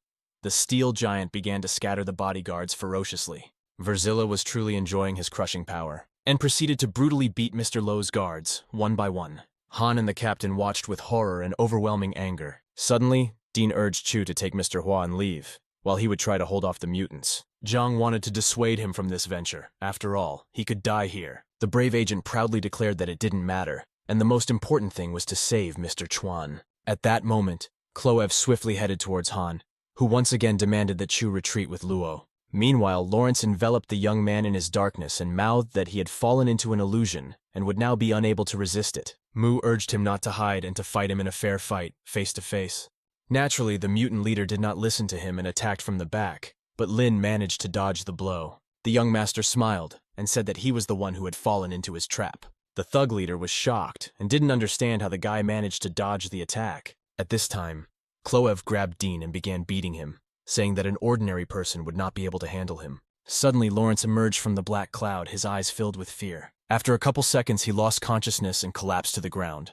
All the mutants were terrified. Even the steel-armored stalwart stopped fighting Han and called out to his patron in surprise, but he didn't answer him. It was a real surprise to him that the Overlord couldn't handle the kid. At this moment, Mu snatched Dean out of Cloev's hands with a lightning-fast movement. He then carried him to the side and leaned him against the fence and asked if he was okay. The agent replied in a squeezed voice that he was fine. The maddened giant threw himself into the attack and declared that he would kill this teenager. Lin immediately ignited his hand with fire and prepared for a clash. The enraged steel Hulk hurriedly struck the young master. As a result, the young man stopped his fist with his magical palm. For several seconds, he continued to hold back the giant's strength. Suddenly, Cloev felt a wild pain in the bones all over his body and loosened his grip. Mu has noticed that it has the ability to increase muscle, but it does not affect the bones, which is his weakness. The big man stated that this power was given to him by God, adding that he had one last transformation left, and he had forced himself to resort to it. Suddenly, his body began to fill with even more steel muscles. Lin realized that he had used this skill to unleash a wave attack. That means that the protagonist had to use all his strength to overcome the giant. Consequently, hastened to discover the 7 major acupuncture points in his body. Cloev shouted menacingly that the boy's kung fu would no longer be able to harm him. After that, he concentrated all of his chi on the next strike, which he aimed at the bully's arm again. This time, the iron golem felt a much greater pain in his bones, as if he had been electrocuted. The mutant realized that this youngster's magic could break all of his bones all over his body. Subsequently, he grabbed his right hand and ripped it off after a second. The limb immediately went limp and began to turn into some sort of rag. Cloev was shocked. All the bones had literally disappeared and no longer resembled a mighty arm in any way. The defeated stalwart wondered what the guy used to do such a thing. Mu replied that it was a technique from Hua Xia, and it was called bone-dissolving punch. The mutant muttered out of his last breath that he hadn't expected him to have such incredible strength, then collapsed into the resulting ashes beneath him. for his arm had simply crumbled. At this point, Lawrence came to his senses and declared that he would help the giant escape. The black cloud once again rushed towards Lin. He didn't expect the shadow power to recover so quickly. The bandit leader muttered that they would meet again soon, before grabbing his defeated subordinates and rushing off into the heights. The young master didn't think they would run away, for usually such self-confident creatures go all the way. The captain immediately ran up to the protagonist and asked if he was okay. Mu replied that he was fine and needed to see Han urgently. Zhang rushed to his friend, but Dean declared that he was more alive than anyone else and would definitely see tomorrow. The agent asked where Mr. Chuan was. Chu said they had taken him to a safe place. After helping him stand up and taking him under his arm, Han remarked that he hadn't expected such power from mutants, and if it wasn't for the teenager, they would all be finished today. Zhang agreed with him, adding that the fire dragon technique was long lost and required strong Yan energy. But Lin had somehow found her and would now become a legendary fighter. Also, the bone-dissolving skill is pretty good as it made the steel thug bid farewell to his arm. This ability can dissolve all the bones inside and utilizes yin energy, adding that these techniques are just a link in a huge chain of martial art techniques. Chu urged his buddy to use Qi to recover his body, and the medics should be on their way. Dean started regenerating health to heal his wounds, and wondered how this guy knew so many ancient skills. The captain replied that he didn't know himself, but the fact of who recommended him spoke for itself. A bewildered Han muttered that Shou looked like a normal person. Jiang swept up that Lu really wasn't that strong, but he was a descendant of a family from Fengmeng village. The agent wondered if he was referring to the legendary Lu family. The captain stated that he did, for only he could find such a master. Meanwhile, Lawrence hurriedly took Cloev to the American Mutant Research Institute, where, interested in the condition of the bulky man and the professor, Shannel sighed heavily, then said, "It's a miracle that the steel giant survived, considering such serious injuries." The leader of their organization swept up that they were winning until this teenager showed up and unexpectedly fought back. The doctor queried if one boy could overpower them all. Miss Picasso confirmed her patron's words. Shannel summarized that in such a case, they did face huge problems. At that moment, hooked up to a life support machine, Cloev suddenly started twitching and screaming in pain. The professor immediately injected him with a painkiller. The scarred big man calmed down a bit. Concerned, Lawrence asked the doctor what was happening to him. Shannel sadly pronounced that his condition was deteriorating and Cloev needed to be moved urgently. At this time, the young master was in Luo Manor and was talking to Mr. Chuan. Mu asked him what went wrong with his family's return to Huaxia and why it took so long.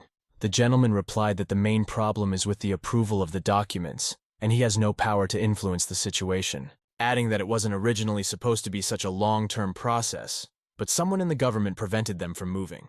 Lin recommended him to hurry back to Huaxia, as they were weakened after the battle. He then asked Mr. Lo for the name of the person responsible for approving the documents to speak to him. However, Mr. Chuan was strongly against such methods, for it was extremely dangerous. The protagonist smiled and stated that he had one effective way to speed up the process. Hua finally agreed to give him the documents, and said that if he influenced the decision of 3 people in the government, the problem would be solved. Mu took the necessary papers and replied that he would meet with them as soon as possible. After which, I purchased an extremely fascinating device on the New York black market. This was the macromolecular mask with which Lin wanted to solve the problem of document approval. Intending to use their own methods to get what's theirs and take them out, the young man put the mask on to test it out and knocked on Qin's room. Wang opened the door and came in bewildered. Mu in turn smiled and greeted him.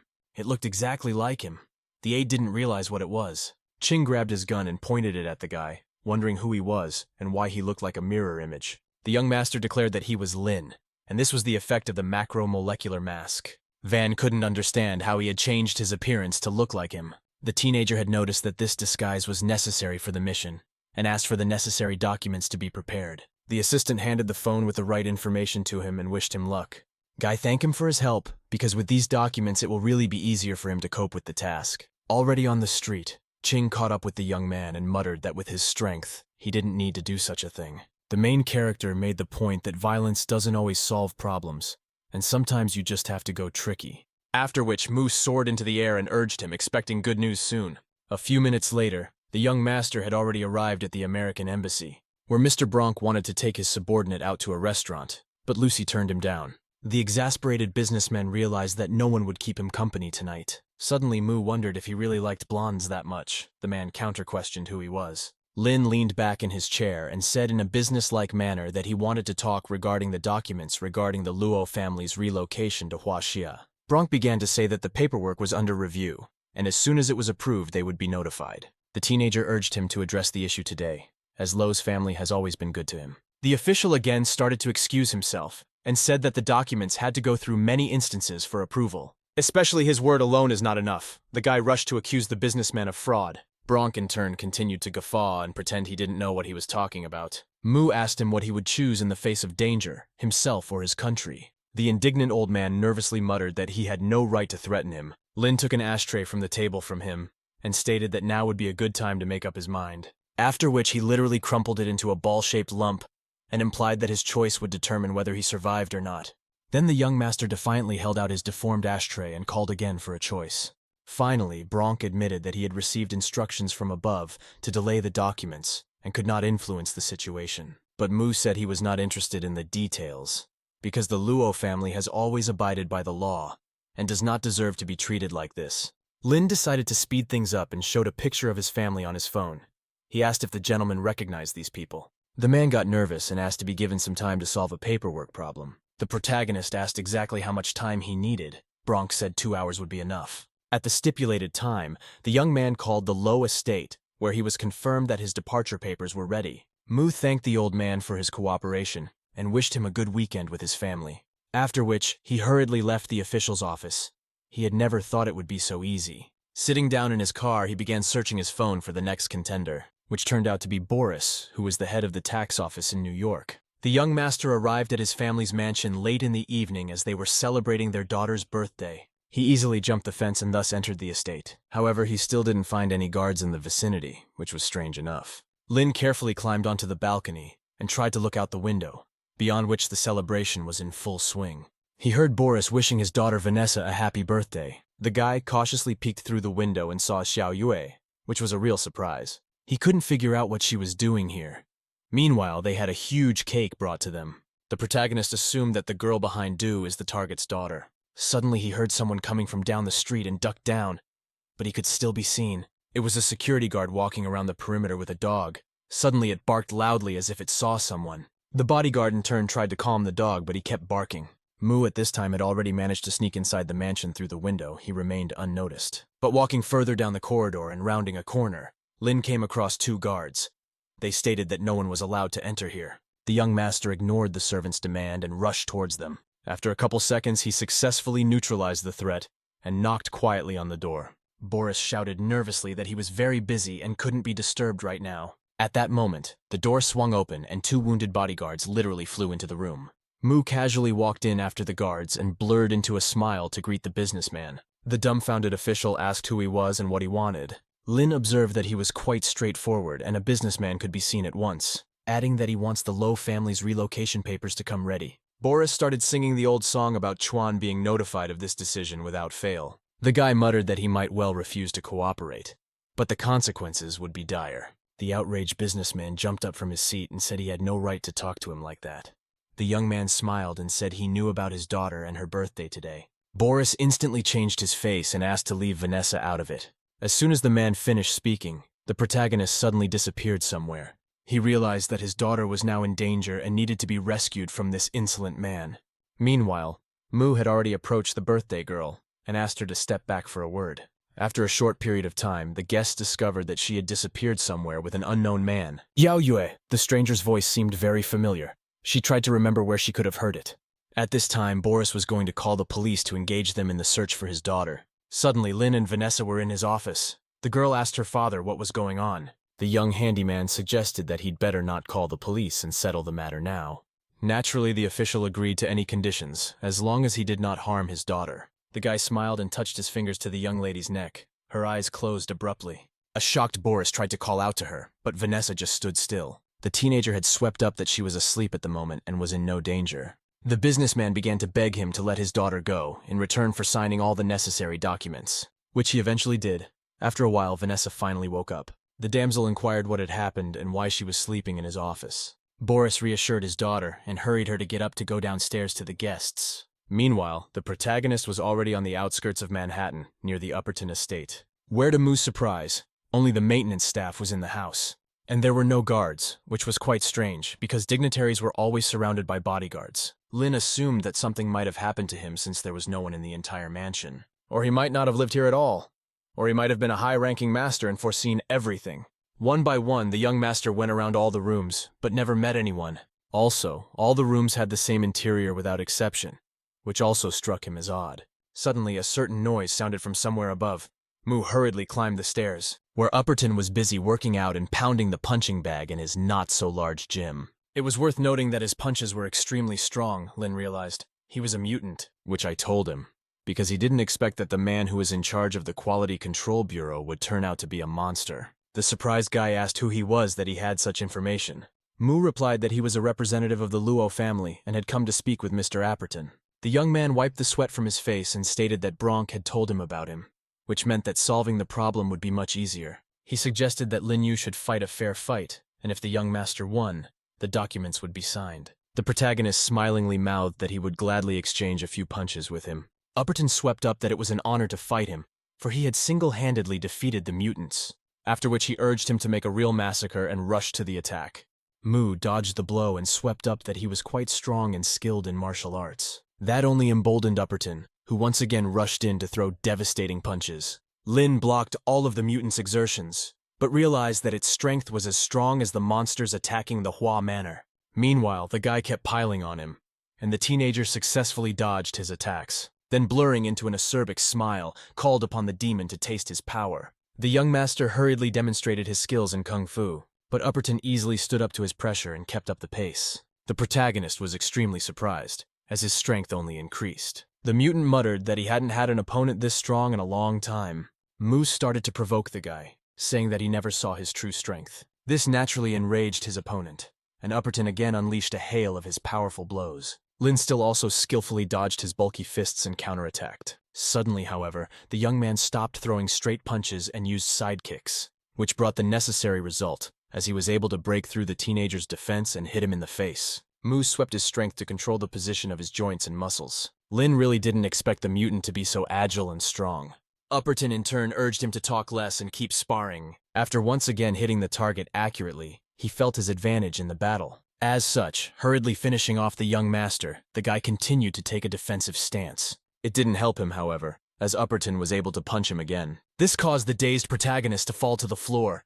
He didn't realize how the monster could be so strong. Mu got to his feet and stated that it was clearly not worth using normal combat techniques against him. The perplexed guy wondered how he was able to stand up, still looking so confident. Lin smiled and replied that he was using chi to protect his body, besides blocking his blows. But his kung fu is really very strong, and he did a good job. Upperton asked what chi was. The young master stated that this was a type of power that was acquired through cultivation. The young man couldn't wait to test which would prove stronger, his chi or the mutant's might. Mu's hand suddenly ignited and he launched a lightning strike at the cocky opponent. Afterward of which Upperton literally collapsed to the floor. He had not expected such a turn. The monster wondered how he was suddenly so fast and was able to overpower him. Lin had reported in a businesslike manner that he had only used a third of his chi power in the previous strike. Upperton finally agreed that the mutant's power was inferior to his incredible strength, after which he nervously asked what he wanted besides signing the Low family's documents. The protagonist said that's really the only request, and he'd be happy if he would speed up the process. After a while in Chuan's mansion, a joyful Wang hurriedly told the master the good news. The latest document was successfully signed, and they can now move their assets. Lo stated that the teen has really done a tremendous job, then asked Qing to urge everyone to gather immediately as they were returning to Huaxia. After a certain amount of time, they successfully landed at the EC airport. Mu slowly walked down the ramp and thought about the fact that he was finally home. At this moment, Mr. Hua saw his daughter and shouted her name joyfully. Concerned Bin rushed over to her father. She was genuinely happy to see him. Yun couldn't hold back her tears and mouthed that she was very worried about him. Chuan hugged her and stated that she was safe now and everything would be fine. Seeing Lin, the girl smiled and thanked him for helping her father. The young master remarked that it was a credit to each of them and pointed at Bao Lun's group. Afterward, the protagonist said he needed to leave for a while. Luo thanked Bao Lun and the boy for returning home safely, and added that if the young man needed help, he was at his service. Mr. Hua then said goodbye to the team members as well. Everyone wished him good luck in a friendly manner. Captain Jiang muttered that they needed to report back on their work, and they headed towards Lu Shou. Mu greeted the master and said that the mission was over. Yan was happy to hear this, and stated that he wasn't wrong about this young cultivator, adding that he defeated a huge number of mutants and brought glory to the East Sea Division. Lin became humble and said that he was just lucky, and there was a moment when he was on the cusp of death. Lu stated that he had been informed of his exploits, and he had indeed turned out to be incredibly strong. Dean in turn interjected into the conversation, and mouthed that it was because of this young man that they had completed the mission. Sho swept up that they needed to rest now, and all the expenses he was taking care of. Also, Chu and Han should stay in the East Sea. After which, he once again thanked the Baolun group in the renewed composition for the work done. Zhang suggested Dean to go to the tea abode. After all, it's a famous tea house. Yang meanwhile asked Mu to follow him. The guy was surprised and followed Lu. A few minutes later, they arrived at the outskirts of East Sea City. Lin asked why they had come here, assuming another dignitary needed security. But Shaw said there really aren't that many such important individuals around. They walked further into the master's manor, where a smiling servant greeted him. One of the servants was ordered by Yan to immediately call everyone and gather them in the main room. The protagonist noticed that all of them were not weak cultivators. Once inside the mansion, Lu alerted old Zhang to bring Mu to him. The old man in turn broke out into a smile and said hello to the teenager, adding that he really did an incredible job this time and dealt with the mutants. Suddenly all the servants began to gather in the courtyard of the manor. Lin didn't understand what was happening. Suddenly the men lined up in a line, and one of them shouted that they were awaiting orders. Old Zhang cast a glance at them and said that they should start soon. Ian went to the center and said that the leadership had decided to create another group for special missions. It will bear the name Eye of the Tiger and mark the transition from dark times to a bright future. Also, everyone here will be listed as the first group, Dragon Eye, and Mu will become the leader of this group. The guy was shocked by his new position. Shaw added that from now on, they were obliged to obey Captain Lin's orders without question. The young man in turn thanked him for such a responsible appointment. Leo welcomed the newly minted leader of the group and gave him full latitude. However, one of the acolytes asked how they had selected a captain for the group.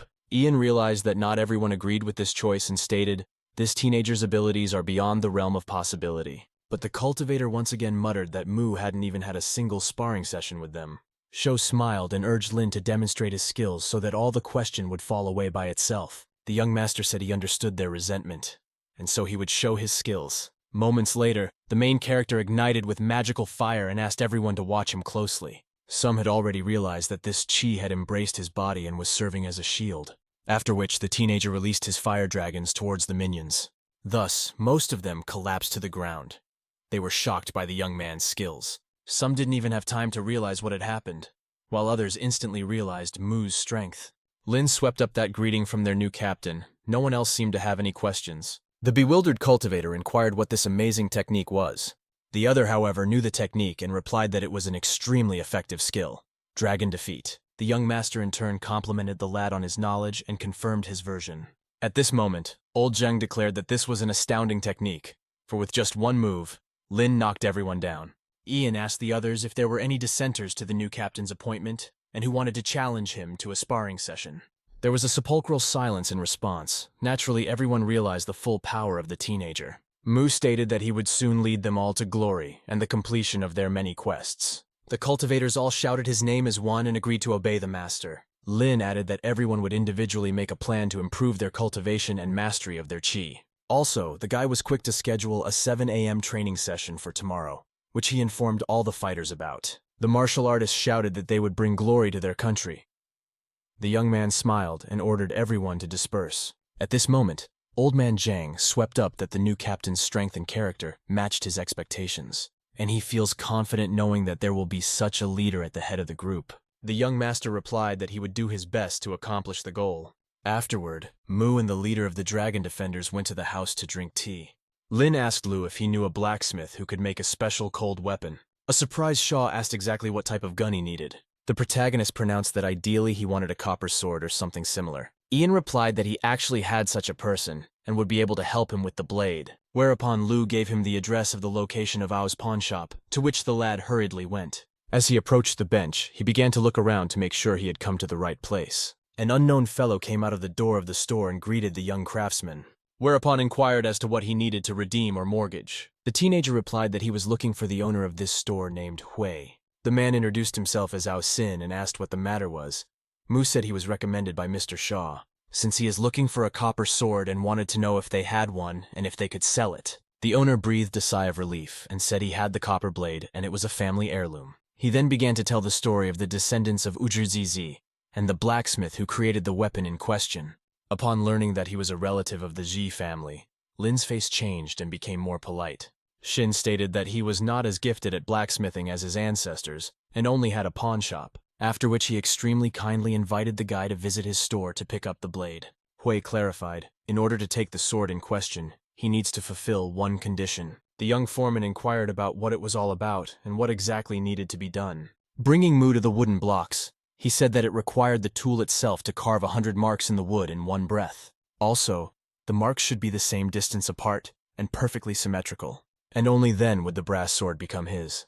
Then asked to see an example where indeed this was perfectly executed. Lin realized that to conjure such a thing in one breath would require incredible speed and control. Wu Xing muttered that if he refused, it wouldn't be a big deal.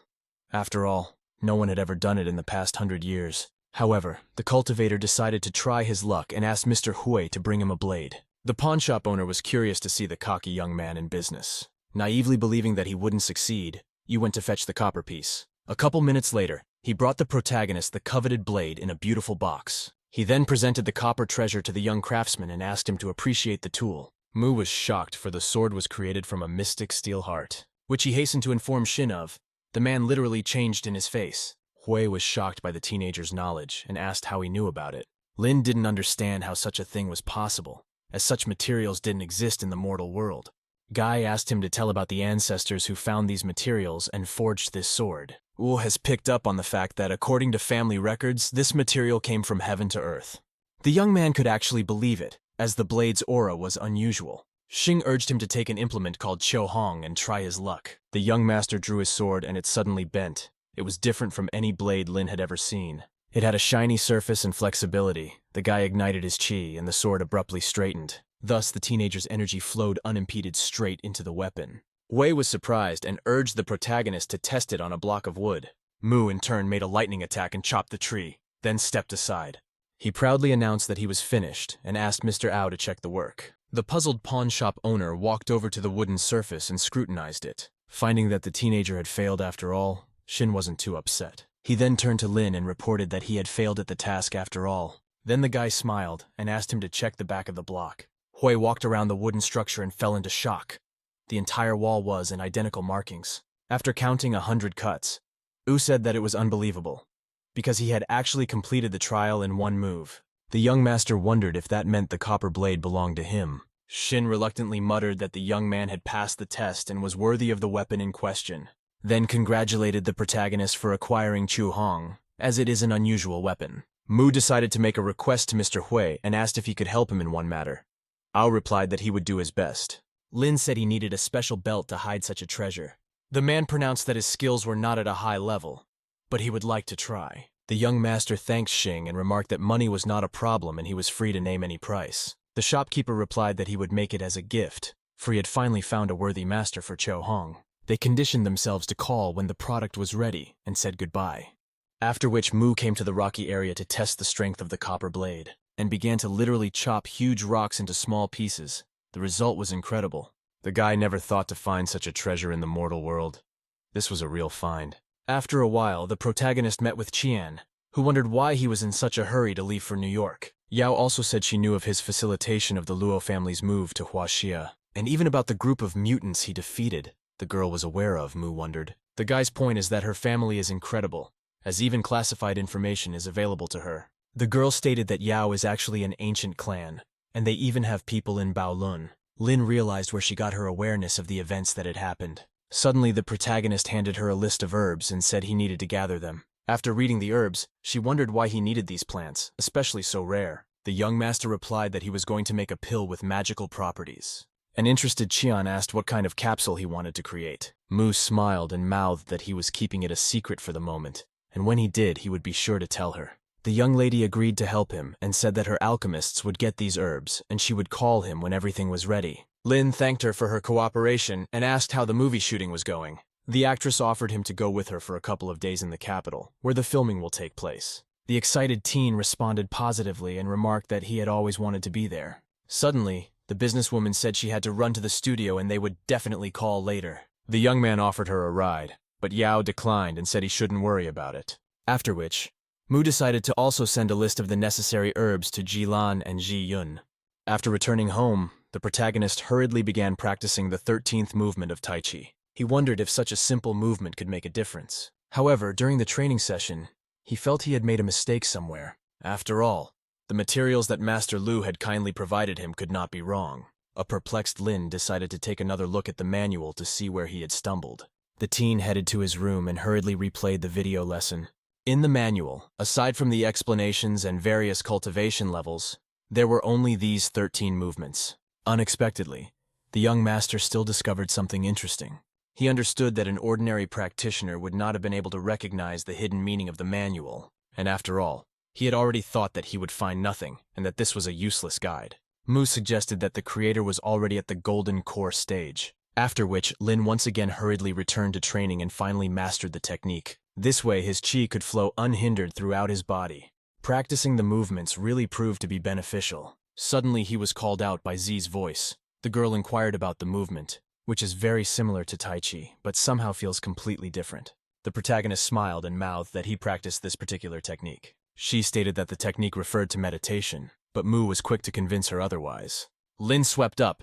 To learn the whole concept of Tai Chi, she needs to open 100 acupuncture points on her body. The extremely surprised damsel wondered if he had already gone through and studied all this. The guy replied that he hadn't learned everything, and was now giving himself more to training to increase his cultivation level.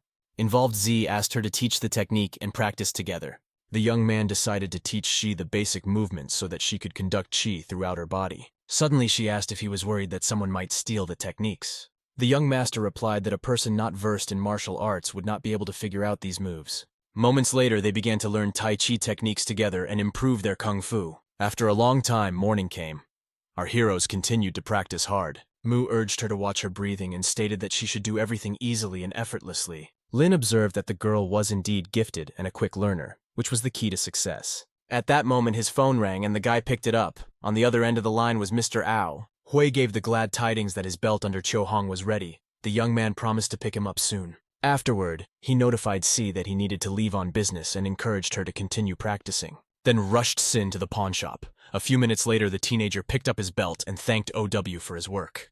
The protagonist hastily put on his belt and slipped his blade, which fit him perfectly. Mu once again thanked Hui and stated that the belt would help him a lot in his future fights, adding that he is truly a good blacksmith and a true descendant of his ancestors. Shin replied that their meeting had been fateful, and he had nothing more to regret in his life. The next day, Lin went to the Dragon Eye's training base. The guy gave his advice to the cultivators and said the most important thing is persistence and hard work. He also came to the conclusion that all the fighters needed new names, which he informed them of, adding that their code names are their personal names. It is their responsibility to remember that from now on. At the same time, 5 team leaders will be appointed to take part in the test selection. All cultivators, without exception, respected and obeyed their captain accordingly. Meanwhile, late evening came and Z continued to practice hard. The approaching Mu urged her to start where they'd left off last time, after which they moved to Xian Renji Lu's movement and got into a fighting stance. Qian Kunpan Chu's second movement was slightly different from the first. The third movement of Mei Ren Zhao Jing, which they hurriedly studied, was also not insignificant. After practicing again all night long, Lin urged her to go to sleep. After all, her body needed rest. And after 5 minutes, the girl assumed a horizontal position and fell asleep in no time. The boy looked at her and pondered the fact that he too wished he could live an ordinary life. However, he needed to leave with Qian, and after a certain amount of time, they were on their way to the airport. Yao noticed the young man's tired look and asked if he hadn't gotten enough sleep. Mu admitted that he really hadn't slept well. After all, with his new position, he is required to train cultivators during the day and practice with CI at night. After a few minutes, they reached the airport where they met the director, who in turn welcomed the young people and encouraged them to hit the road. On the airplane, Lin warned Qian that he wanted to get some sleep while they arrived. The protagonist closed his eyes and thought he could finally get some sleep, in which he was greatly mistaken, for a shot suddenly sounded from the cockpit. Naturally, the sleep disappeared instantly, and the young man opened his eyes. Yao wondered what was wrong. Mu urged her to keep her voice down because someone was trying to hijack the plane. The perplexed actress asked where he got that from. Lin replied that he heard gunshots from the direction of the business class, adding that the bandits would be here soon and she'd better pretend to be asleep. At that moment, an armed criminal in a balaclava suddenly walked in and ordered everyone to wake up. The unidentified man assured the passengers that he would not harm any of them and was just looking for one person. And if they are obedient, they will let everyone go free when they land and no one will get hurt. A disgruntled rumble swept through the cabin. The bandit pointed the gun at Director Yao and called for a clear and concise answer. The man in turn became frantic and stammering replied that he understood. The gang member stated that whoever starts playing superhero will taste a bullet in their head, and they better heed the advice. Suddenly, the young master was behind the bandit's back and asked if his gun was real. The dumbfounded criminal wondered how he had moved so quickly and stealthily behind his back. He then pointed the muzzle of the gun at the protagonist's head and urged him to sit back down so as not to mess up the cabin.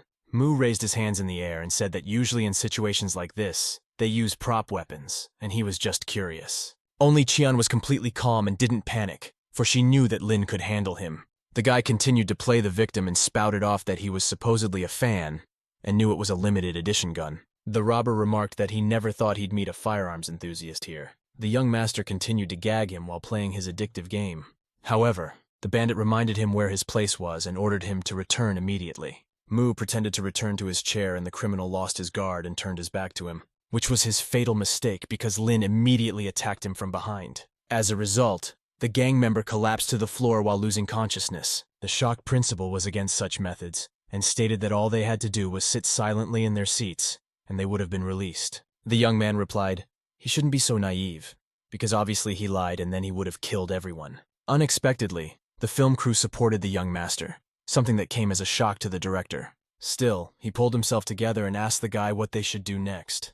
Mu placed the sleeping bandit on a chair and ordered him to keep an eye on him, and he would take care of the rest personally. Lin also disguised himself in the clothes of a criminal to infiltrate the evil lair. The main character grabbed a gun and started waving it around vigorously, demanding that everyone stay in their seats. Qian swept up that he really is an incredible player, and they will definitely make it work out. The teenager continued to get into character and went to the front of the plane. After the guy left, the perplexed principal asked Yao who this person was, that he reacted so calmly to the bandits. The girl assumed that he used to be in some organization as his skills are at the level of a professional. The manager remarked that he had only seen such things in movies and never thought to see them in real life. He sincerely hoped that the cocky Mu would do well, since the teenager was still so young.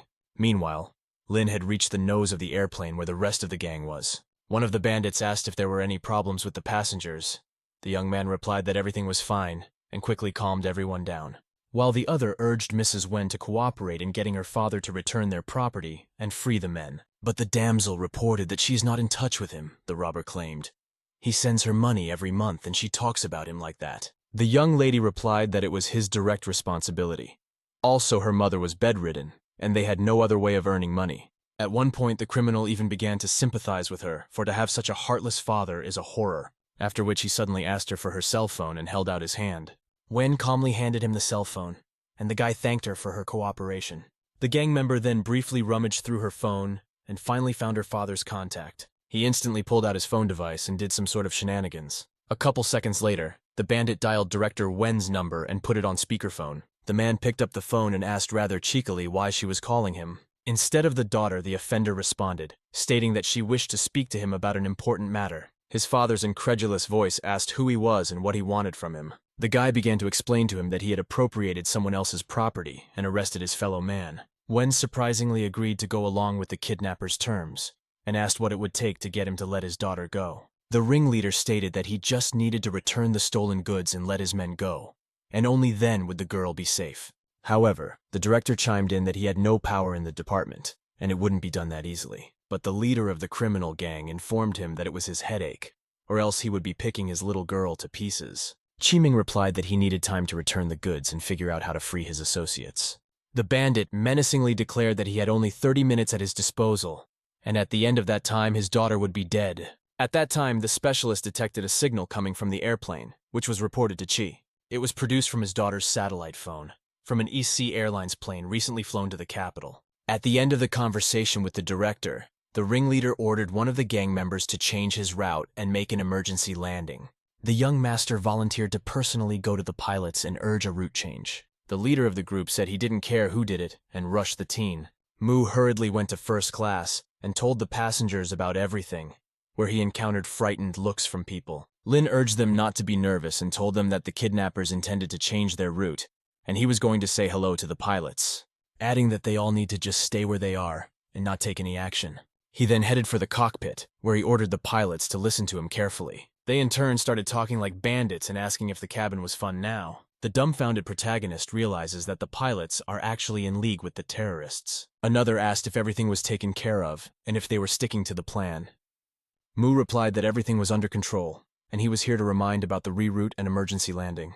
The pilots started discussing this point amongst themselves, and still agreed to change the original setup slightly. As soon as they announced the route change and turned on autopilot, Lin instantly dealt a strong blow to one of the pilots, and he lost consciousness. A couple seconds later, the second one suffered the same fate. He didn't even have time to do anything. The guy then dragged them into the cabin and asked the passengers to keep an eye on them. The shocked principal asked why he did it, since there was now no one to fly the airplane. The teen rushed to tie them up and muttered that they were also terrorists, adding that the plane was on autopilot mode and he needed to deal with the rest of the bandits. Mu then went to the robbers and told them that the pilots had changed the route to a new landing point. Suddenly, the young master used his powers and neutralized the criminal. The ringleader of the group was watching and asked indignantly what he was doing. Lin walked right up to him and did the same trick, causing the guy to lose consciousness. The frightened damsel inquired in a trembling voice who he really was. Without explaining anything, the young man urged her to call her father and tell him the plane was safe. Moments later, the principal's phone rang, and he hurriedly picked it up.